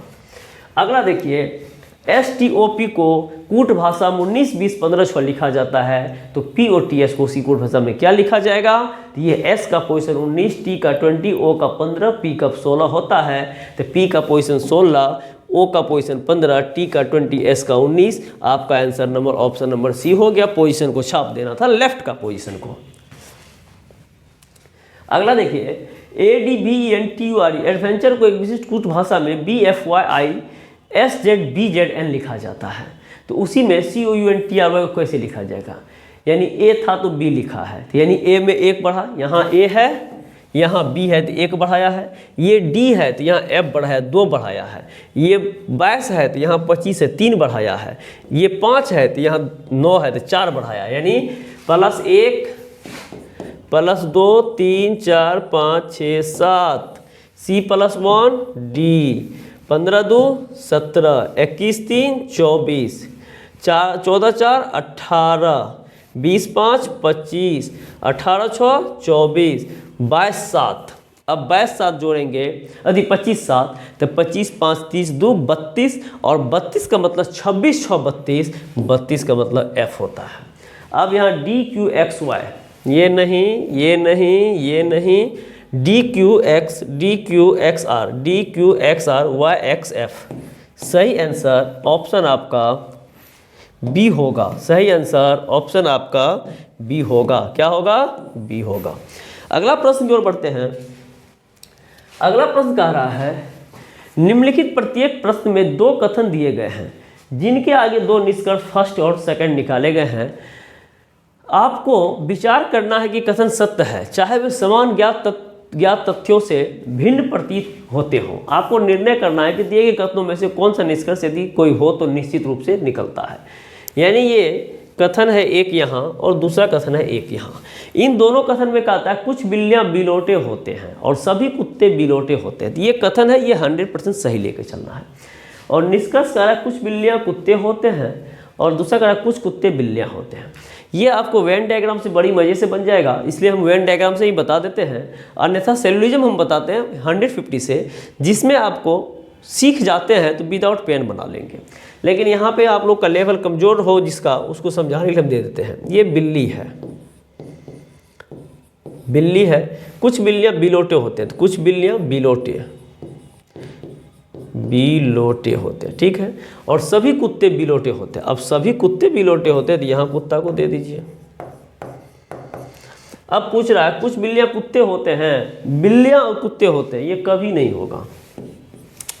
और कुछ कुत्ते बिल्लियाँ होते हैं, तो जब कुछ बिल्लियाँ कुत्ते नहीं होंगे तो कुछ कुत्ते बिल्लियाँ नहीं होंगे। वो ऐसा कैसा होता, ये कुत्ता होता और ये बिल्लियाँ होती। तो अब यहाँ कुछ कुत्ता बिल्ली है या कुछ बिल्ली कुत्ता है, एक ही बात है। तो यहाँ भी कहता है कुछ बिल्ली कुत्ते होते हैं, कुछ कुत्ते बिल्लियाँ होती हैं, तो ऐसा होता। लेकिन यहाँ पे जब ये सही होता तो वो भी सही होता, एक साथ यहाँ दोनों सही होता, या एक साथ दोनों यहाँ गलत हो जाएगा।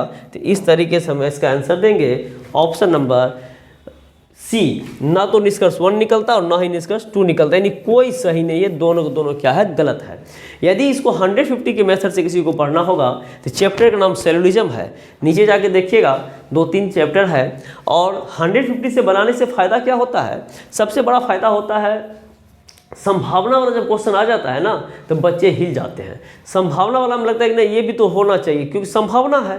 तो इसलिए जब आपको संभावना वाला क्वेश्चन आएंगे तो वेन डायग्राम से कन्फ्यूजन होगा और निगेटिव वाला क्वेश्चन पे कन्फ्यूजन होता है। तो खास करके संभावना वाला क्वेश्चन बैंक सब में पूछता है, लेकिन यदि एसएससी में भी पूछ देता आप रोक नहीं सकते हैं। इसलिए आप एक बार चैप्टर को कंप्लीट कर लेंगे और यदि समस्या हो तो वही काम कॉमेंट, ठीक ना। अगला क्वेश्चन है 37 नंबर। आदित्य का जन्म रविवार से शुरू होने वाले महीने के 5वें सोमवार को हुआ।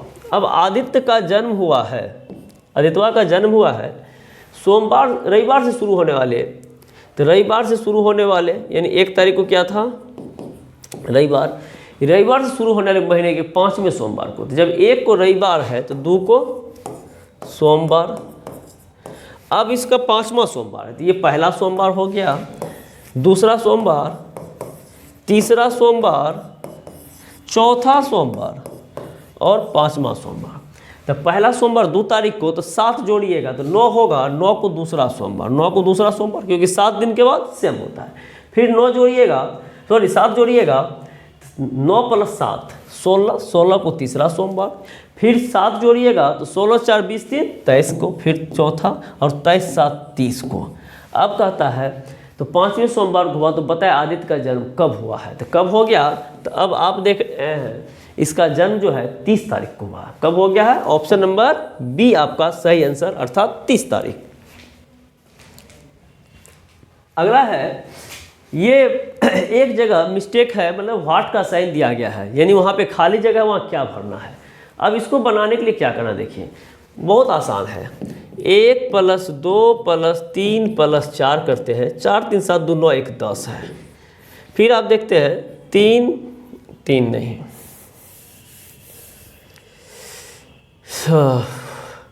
5 + 3 + 6 + 9 करते हैं, 9 6 15 5 20 3 23 होता है। 7 + 2 + 12 + 5 करिएगा, 12 5 17 18 19 20 26 होता है। अब देखते हैं चारों बगल जो अंक दिया गया है उन सबों का जोड़ पहले वाले का 10 होता है, लेकिन लिखा क्या है महान आत्मा 20 लिखा है। हमको लगता है 2 गुना करके 20 आ जाएगा ना। 2 गुना करके 20 आ जाएगा। अब यहाँ 23 लिखा, तो इसको भी महान आत्मा 2 गुना करके 46 पहुँचा दिया है। तो अब आप भी उसी के महान आत्मा के चाल पे चलेंगे, क्योंकि 2 को ये दिया था, ये एग्जाम्पल था। जिस प्रकार से इसमें बीच में इतना होगा, इसके बीच में इतना होगा, तो उसी प्रकार से उसके बीच में क्या होगा। तो 26 गुना 2 करेंगे तो 52 होगा, और 52 का मतलब 52। ऑप्शन आपको दिख रहा होगा, ऑप्शन नंबर ए आपका सही उत्तर हो गया। ऑप्शन नंबर ए आपका सही उत्तर हो गया। अगला वही है, यहाँ भी एक वाट है। अब यहाँ देखिए 4 2 1 को 21 लिखा है, तो हम लिख सकते हैं 4 का स्क्वायर 2 का स्क्वायर प्लस 1 का स्क्वायर। 4 का स्क्वायर 16 होता है, 2 का स्क्वायर 4 होता है, प्लस 1 का स्क्वायर 1 होता है। तो 16 4 20 1 21, और आप देख रहे होंगे 21 है, तो पहला का सॉल्यूशन 21 हो गया। फिर आप करेंगे 5 का स्क्वायर प्लस 3 का स्क्वायर प्लस 8 का स्क्वायर। 5 का स्क्वायर 25 होता है, 3 का स्क्वायर 9 होता है, 8 का स्क्वायर 64 होता है।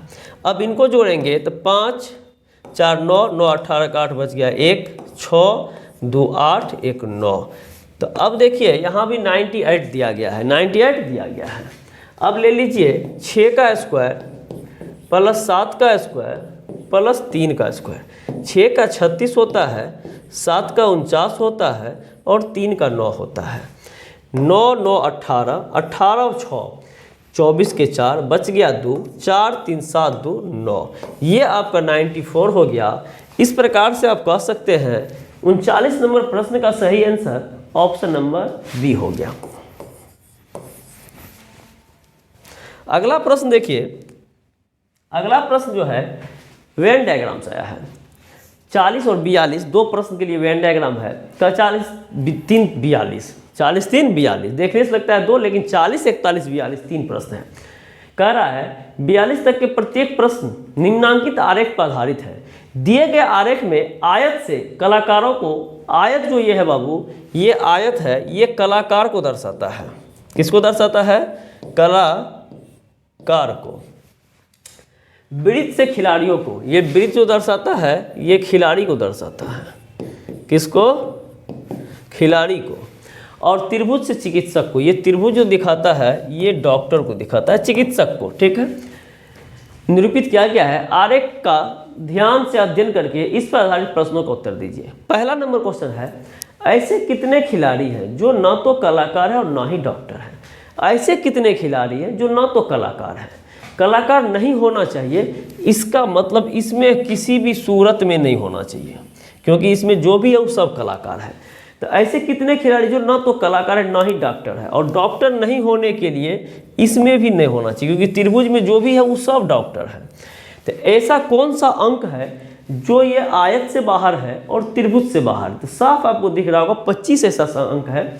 ऐसे कितने खिलाड़ी हैं, यानी वृत्त में है, खिलाड़ी तो है लेकिन कलाकार और डॉक्टर नहीं है, इसलिए इसका सही आंसर दे देंगे 25। सही आंसर हो जाएगा 25, ऑप्शन नंबर ए। ये तो हो गया, इसी प्रश्न को निगेटिव में पूछा। अब यदि इसी प्रश्न को पॉजिटिव में पूछने की बात होती तो सिर्फ इतना पूछता कि ऐसे कितने व्यक्ति हैं जो केवल खिलाड़ी हैं, ऐसे कितने व्यक्ति हैं जो केवल खिलाड़ी हैं, तो आप वही आंसर देते 25। क्योंकि आप देख रहे हैं खिलाड़ी, डॉक्टर और कलाकार, और 3 में से कहता जो ना तो कलाकार है ना ही डॉक्टर है। 3 को यहाँ व्यवस्था है, एगो खिलाड़ी है, एगो डॉक्टर, एगो कलाकार है, और वो डॉक्टर नहीं है, कलाकार नहीं, तो बचा क्या? खिलाड़ी ना, तो इसलिए वो हो जाएगा। अब अगला क्या कह रहा है? अगला कह रहा है ऐसे कितने कलाकार हैं जो न तो डॉक्टर है न ही खिलाड़ी हैं। अब यहाँ कह रहा है ऐसे कितने कलाकार हैं, ऐसे कितने कलाकार हैं, इसमें होना चाहिए जो न तो डॉक्टर हैं त्रिभुज में नहीं और न ही खिलाड़ी वृत्त में। तो इसका मतलब क्या हो गया, पूछ रहा है कि केवल कलाकार की संख्या कितना है, तो केवल कलाकार पूछेगा तो इसका आंसर क्या होगा, 30 हो जाएगा, क्योंकि केवल कलाकार 30 है। और यहाँ कहता है ऐसे कितने डॉक्टर जो ना तो खिलाड़ी ना ही कलाकार है। अब यहाँ भी केवल डॉक्टर पूछ रहा है, तो केवल डॉक्टर पूछेगा तो क्या होगा, तो केवल डॉक्टर आपके पास कितना है, 17 है। तो इसका भी वही आंसर था, तो इसका आंसर हो जाएगा 17, यानी इसका डी, यानी 41 का भी डी और 42 का भी डी। बहुत नज़दीक पहुंच गए हैं आप लोग मेरे साथ, इतना देर तक एक्सप्लेनेशन में है, कम बड़ी बात नहीं है। अब देखिए ये क्वेश्चन आज के सेशन का सबसे मज़ेदार और सबसे दमदार है और सबसे इंटरेस्टेड क्वेश्चन है। और ये प्रश्न यदि जो बच्चे बना लेते हैं तो समझिए उसका बिहार से का रीजनिंग क्लियर है। और ये जो है आपको एक छोटा सा पजल है, और ये पजल जो है इंटरेस्टिंग पजल है। यहाँ देखिए क्या कहता है, समझने की बात है, और जब इसको समझ लीजिएगा तो हमको लगता है कि पजल कभी भी आएगा तो आप नहीं पीछे हटेंगे। और ये सब पोर्शन ऐसा पोर्शन है जो सारे बच्चे नहीं बनाते हैं, ये सब पोर्शन ऐसा पोर्शन है पजल सारे बच्चे नहीं बनाते हैं। और आपको पता होगा जो पास और फेल में बहुत कम का अंतर होता है, इसलिए जो टफ चैप्टर होता है उसको सब नहीं बनाते हैं। और जो टफ चैप्टर बना लिया तो समझिए हल्का क्वेश्चन सबके लिए बराबर होता है, लेकिन भारी क्वेश्चन ही पास और फेल निर्धारित करता है। तो इसलिए आप लोग इसको गौर से देखिए, और इसमें क्या है देखना है। और जो भी लोग अभी तक चैनल को सब्सक्राइब नहीं किया है तो वो करते रहिएगा, भूलिएगा नहीं। चलिए देखिए प्रश्न क्या कहता है। यहाँ देखिए बनाना कैसा है, जिसको हम जीरो से बता देते हैं। और पजल का चैप्टर है, देख लीजिएगा, दिक्कत होगा तो। राजेश, श्याम, तरुण और उमेश 4 दोस्त है। ये 4 लड़का है और चारों लड़का का नाम क्या है, राजेश है, श्याम है, तरुण है और उमेश है। प्रत्येक दोस्त एक लड़की से विवाहित है। सीधी सी बात है, सब एक ही लड़की से ब्याह करता है, कोई को दो कर लेता है, कोई बात नहीं है, आप लोग एक ही से करिएगा। अब देखिए कहता है प्रत्येक दोस्त एक लड़की से विवाहित है, चलिए अच्छी बात है। अब उसका नाम यहाँ दिया है, रवीना है, सोनाली है, तब्बू है, उषा है। ये 4 लड़की का नाम है, रवीना, सोनाली, तब्बू और उषा। लेकिन कर्मानुसार होना आवश्यक नहीं है। कर्मानुसार होना आवश्यक नहीं करना मतलब एक लाइन से पहला को पहला लड़की, दूसरा को दूसरा लड़की थमा देंगे, ऐसा जरूरी नहीं है, ठीक है। प्रत्येक युगल, युगल मतलब जोड़ा, ये जो लड़का लड़की का जोड़ा है ये रहता कहाँ, उसके बारे में बात करता है। प्रत्येक युगल रोहतास, सूरत, तिरुपति और उदयपुर में रहते हैं। ये जो जोड़ा है ये रोहतास में रहता है, रोहतास बिहार का ही अंग है, सूरत है, तिरुपति है और उदयपुर में रहते हैं। लेकिन कर्मानुसार होना आवश्यक नहीं है। यहाँ भी एक लाइन से दे देंगे, ऐसा जरूरी नहीं है, ठीक है। यहाँ तक तो समझाने की बात यही हुआ, जो 4 लड़की है, 4 लड़का है, 4 शहर है। चारों लड़का लड़की का नाम, शहर का नाम दिया गया है, और चारों को एक एक ठो से ब्याह करना है, और चारों अपना घर बसा रहा अलग अलग शहर में। इतना पता चल गया। अब जो है इसके बाद आगे काम करना है। आगे क्या काम करना देखिए, यहाँ से काम करना है। कहता है लड़का, उसके पत्नी तथा शहर जहाँ वे रहते हैं के नाम का पहला अक्षर समान नहीं है। यानी जैसे कहने मतलब लड़का और जो वहाँ रहता है तथा उसकी पत्नी का नाम का पहला अक्षर समान नहीं है। कहने का मतलब क्या है, राजेश तो आर, अब राजेश का आर से आर राजेश होता है, तो रवीना से कभी शादी नहीं करेगा। यानी यहाँ पे वही बात कह रहा है, लड़का, उसके पत्नी तथा शहर जहाँ वे रहते हैं के नाम का पहला अक्षर समान नहीं है। यानी राजेश की पत्नी कभी रवीना नहीं होगी, और राजेश की पत्नी कभी रवीना नहीं होगी, और राजेश कभी रोहतास में नहीं रहेगा, क्योंकि रोहतास लिखने के लिए ROH होता है। तो वो राजेश की पत्नी कभी रवीना नहीं, और रवीना राजेश कभी रोहतास में रहेगा नहीं। ठीक उसी प्रकार श्याम की पत्नी कभी सोनाली नहीं, और श्याम कभी सूरत में नहीं रहेगा। तरुण की पत्नी तब्बू नहीं, तब्बू कभी उदयपुर में नहीं रहेगी, और उमेश का पत्नी उषा नहीं, उषा कभी उदयपुर में नहीं रहेगा। यानी पत्नी, शहर और लड़का का नाम कभी मैच नहीं होना चाहिए, डिफरेंट ही होना चाहिए, ये कह रहा है। तो अब इसको बनाना कैसे, सो देखिए। सबसे पहला काम क्या करिएगा, इस क्वेश्चन को हम छोटा कर लेते हैं। देखिए यहाँ पे छोटा करेंगे, दिख रहा होगा, देखिए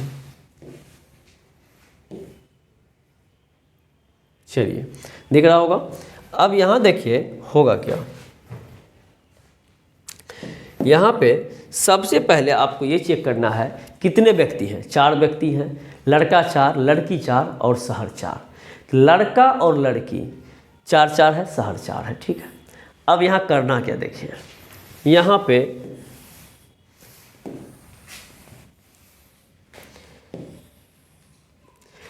देखिए लड़का की संख्या 4 है, लड़का की संख्या 4 है, तो ये वाला लाइन जो है ये 5 दीजिएगा। ये कितना दीजिएगा?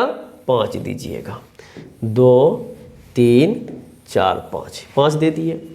अब शहर और लड़की का संख्या 4 लड़की है 4 शहर है, 8, तो 1 बढ़ा के दीजिएगा 9, जैसे यहाँ बढ़ाए। और वो क्यों बढ़ाए पता चलेगा। 1 2 3 4 5 6 7 8 और 9 ये दे दिए। अब बीच वाले में सारे लड़के का नाम लिख दीजिए। तो यहाँ पे राजेश, यहाँ पे श्याम, यहाँ पे तरुण और यहाँ पे उमेश, ये हो गया नाम। अब लड़की का नाम लिख दीजिए राइट में या लेफ्ट में। तो ये देखिए रवीना, ये सोनाली, ये तब्बू और ये उषा लिख दिए। अब यहाँ पे रोहतास,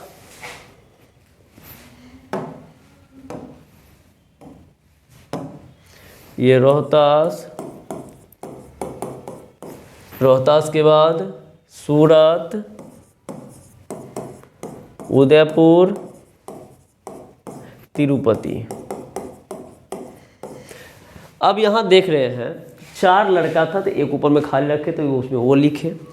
अब यहाँ एक चीज़ देखिए, पहला पॉइंट जो आपको समझ में आया होगा, लड़का लड़की और शहर का ये सेम नाम नहीं होना चाहिए। यानी कहने का मतलब हुआ राजेश की पत्नी कभी भी रवीना नहीं होगी, ये कन्फर्म है। राजेश की पत्नी कभी रवीना नहीं होगी, श्याम की पत्नी कभी सोनाली नहीं होगी, तरुण की पत्नी कभी तब्बू नहीं होगी, उमेश की पत्नी कभी उषा नहीं होगी। यहाँ तक तो कोई कन्फ्यूजन नहीं होना चाहिए, होना चाहिए नहीं ना, क्योंकि लड़का का यहाँ पे साफ कह रहा, देखिए लड़का उसके पत्नी तथा शहर जहाँ वे रहते हैं के नाम का पहला अक्षर समान नहीं, इसलिए काट दिए। अब राजेश रोहतास में नहीं रहेगा, श्याम सूरत में नहीं रहेगा, तरुण तिरुपति में नहीं रहेगा, उमेश उदयपुर में नहीं रहेगा। कोई आपत्ति नहीं, इतना तो क्लियर हो गया। अब कहता है सोनाली राजेश की पत्नी नहीं है। सोनाली जो है राजेश की पत्नी नहीं है, तो राजेश की पत्नी कौन नहीं है? ये सोनाली नहीं है। यहाँ पे दूसरा कलर ले लेते हैं।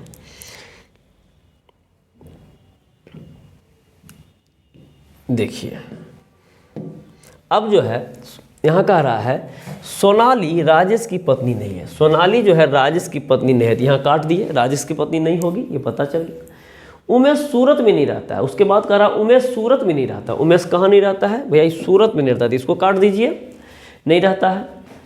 राजेश सूरत में नहीं रहता, उमेश सूरत में नहीं रहता है। उसके बाद कहता है राजेश सूरत में नहीं रहता है, राजेश भी सूरत में नहीं रहता है, राजेश सूरत में नहीं रहता है, ये भी काट दीजिए।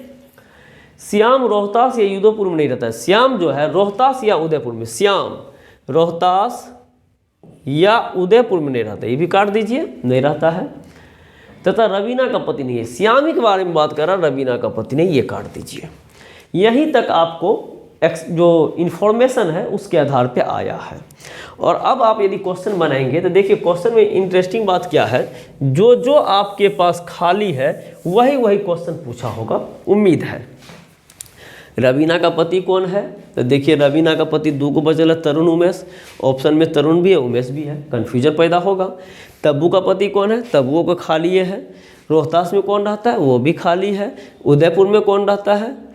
तो ये भी आपको खाली है। उदयपुर में देखिए 2 को बचल है। अब इसको भरने के लिए क्या करना पड़ेगा, ये देखिए। अब ये क्या देखिएगा, राजेश का ये हो गया। अब आप एक चीज़ देख रहे होंगे, सूरत में राजेश नहीं रहेगा, श्याम नहीं रहेगा, उमेश नहीं रहेगा। और आप जानते हैं कि 4 शहर 4 लड़का है, तो किसी न किसी को सूरत में तो रहना पड़ेगा। और ऐसा स्थिति में देख रहे हैं कि राजेश तैयार नहीं, श्याम तैयार नहीं, उमेश तैयार नहीं और तरुण कुछ नहीं बोल रहा है। इसका मतलब इसको जाने का मन है, इसलिए इसको यहाँ सही कर देंगे। और जब ये सही हो जाएगा, एक सही होगा तो राइट और लेफ्ट और ऊपर और नीचे पूरा काट देंगे। ठीक है, तो ये हो गया।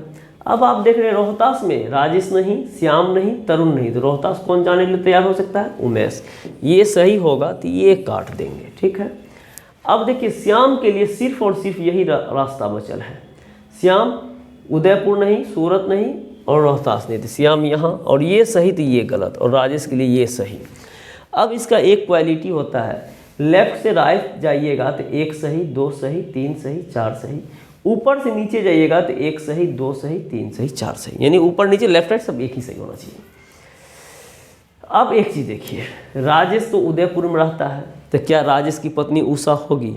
क्योंकि पत्नी शहर और व्यक्ति का नाम अक्षर नहीं मिलना चाहिए। तो राजेश जब उदयपुर में रहता है तो राजेश की पत्नी उषा कभी नहीं होगी, कभी नहीं होगी। श्याम जब तिरुपति में रहता है तो श्याम की पत्नी तब्बू नहीं होगी, क्योंकि तब्बू होगी और तिरुपति में रहता है तो शहर का मैच कर जाएगा। तरुण सूरत में रहता है तो तरुण की पत्नी सोनाली नहीं होगी। उमेश रोहतास में रहता है तो उमेश की पत्नी रवीना नहीं होगी। अब आंसर आपके पास आ चुका है। रवीना किसका किसका पत्नी नहीं है? तो राजेश का नहीं है, श्याम का नहीं है, उमेश का नहीं, तो किसका बनेगी? तरुण का। ये सही तो ये गलत। और सोनाली राजेश का नहीं, श्याम का नहीं, तरुण का नहीं, तो किसका? तो उमेश का। ये सही तो ये गलत। तब्बू किसका? राजेश की, ये सही। और उषा किसका? श्याम का, ये सही। तो इसमें क्या है, इसमें भी देखिएगा बाएं से दाएं एक सही, दो सही, तीन सही, चार सही, ऊपर नीचे एक सही, दो सही, तीन सही, चार सही। अब इतना हो गया, आंसर बन जाएगा। रवीना का पति कौन है? तो रवीना का पति कौन है? तरुण। तरुण ऑप्शन नंबर ए, 43 का ए। 44 का तब्बू का पति कौन है? तब्बू का पति कौन है? राजेश, ऑप्शन नंबर ए, 44 का भी ए। रोहतास में कौन रहता है? तो रोहतास में उमेश रहता है, ऑप्शन नंबर ए, सब ए ही होगा क्या। और उदयपुर में कौन रहता है? उदयपुर में रहता है आपका Rajesh, Rajesh, Rajesh, option number C. तो इस तरीके से आपका ये जब बन जाएगा, थोड़ा दिमाग को खर्च हुआ होगा, लेकिन ये सारे बच्चे के लिए नहीं है, ये सारे बच्चे नहीं बना पाते हैं। इसलिए जो लड़का पास होता है और जो लड़का फेल होता है, 1 से 2 नंबर का फ़र्क होता है, और वही 1 से 2 नंबर का गैप जो होता है ये भरपाई करेगा। और जिसको बनेगा वो 2 नंबर आगे रहेगा, जिसको नहीं बनेगा 2 नंबर पीछे रहेगा। तो जिस बनाएगा वो पास, तो नहीं बनाएगा फेल। यदि आप इसका सेपरेट वीडियो देखना चाहते हैं तो कमेंट करें, और नीचे दिया गया है वहाँ मिल जाता है तो ठीक है, नहीं तो कमेंट करें, लिंक आपको दे देंगे। ठीक है, चलते हैं अगला प्रश्न की ओर। अगला प्रश्न है, ये इनइक्वलिटी का प्रश्न है। इनइक्वलिटी का मतलब होता है असमानता। इसका भी कंप्लीट वीडियो है, जिन लोगों को दिक्कत हो 0 से देखना वो देख लीजिएगा। अब कहता है, इन प्रश्नों में कथनों में विभिन्न तत्वों के बीच संबंध दिखाया गया है। कथनों के बाद 2 निष्कर्ष दिए गए हैं, उत्तर दीजिए। अब कहता है, यदि केवल निष्कर्ष 1 अनुसरण करता है, ये आंसर देने की बात है। अब यहाँ देखिए क्या होगा, यहाँ पे एगो डायग्राम बनाइए, पहले डायग्राम बनाइए। यहाँ पे ये, यहाँ पे ये, यहाँ पे ये, यहाँ पे ये और यहाँ पे ये, इन दोनों के बीच में ये होता है, इन दोनों के बीच में ये होता है, इन दोनों के बीच में ये होता है, इन दोनों के बीच में ये, इन दोनों के बीच में ये और इन दोनों के बीच में ये होता है। यहाँ से यहाँ पूछेगा रिश्ता नहीं होता है, यहाँ से यहाँ रिश्ता नहीं होता है, यहाँ से यहाँ भी नहीं होता है, और यहाँ से यहाँ भी रिश्ता नहीं होता है। अब यहाँ पे ये पूरा डायग्राम जानने के लिए स्टेटमेंट एंड कंक्लूजन या इनइक्वलिटी नीचे दिया गया है, वहाँ जाके देख लीजिएगा। 3 गो वीडियो पूरा का पूरा खल्लास हो जाएगा। अब यहाँ क्या कह रहा है देखिए, NP, PF, FL, LK, NF के बीच में रिश्ता देखना है, NF के बीच में रिश्ता देखना है। ये बराबर और ये छोटा बराबर, तो 2 बराबर और छोटा बराबर देखिए, बराबर और छोटा बराबर, तो रिजल्ट छोटा बराबर देता है, रिजल्ट छोटा बराबर, तो ये सही। और FK है, FK यहाँ से यहाँ है। अब यहाँ पे बड़ा बराबर और बराबर, ये बराबर और ये बराबर, रिजल्ट क्या दिया? बराबर। यहाँ भी बराबर है, ये आपका सही। अब दोनों सही तो अनुसरण करता है तो D नंबर, अनुसरण करने मतलब फॉलो करना सही है, D नंबर हो गया। अब यहाँ देखिए FB, F यहाँ, B यहाँ, तो यहाँ से यहाँ जाएंगे, ये अपोजिट साइन है, एक बड़ा बराबर है, एक छोटा है, तो आप देख रहे हैं कि ये बड़ा बराबर, ये छोटा, तो यहाँ से यहाँ से यहाँ से यहाँ नॉट पॉसिबल, इसलिए ये गलत होगा। और बी डी है, बी से डी ये भी अपोजिट डायरेक्शन है, नॉट पॉसिबल, और नॉट पॉसिबल दोनों गलत है। एफ बी बी डी है तो नॉट तो निष्कर्ष 2, यानी ऑप्शन नंबर डी। 49 है ए बी सी। अब यहाँ देखिए कोमा है लेकिन कॉमन टर्म नहीं मिल रहा है। जब कॉमन टर्म नहीं मिलता है तो मिलाना पड़ता है। अब कॉमन टर्म मिलाने के लिए क्या करिएगा, कॉमन टर्म मिलाने के लिए आपको कुछ एक्सचेंज करना पड़ेगा। देखिए क्या करते हैं, यहाँ पे कॉमन टर्म मिलाना है तो पहले देखिए बी से ई पे जाना है, तो बी ई तो इसमें कॉमन टर्म मिलाना ही पड़ेगा। अब कॉमन टर्म कैसे मिलाइएगा, तो कॉमन टर्म देखिए इसको मिलाते हैं।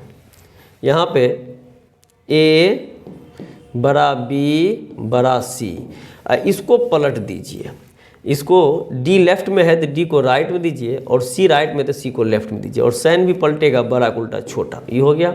अब उसके बाद इसको उतार दीजिए, डी बड़ा ई अब बड़ा एफ, हो गया।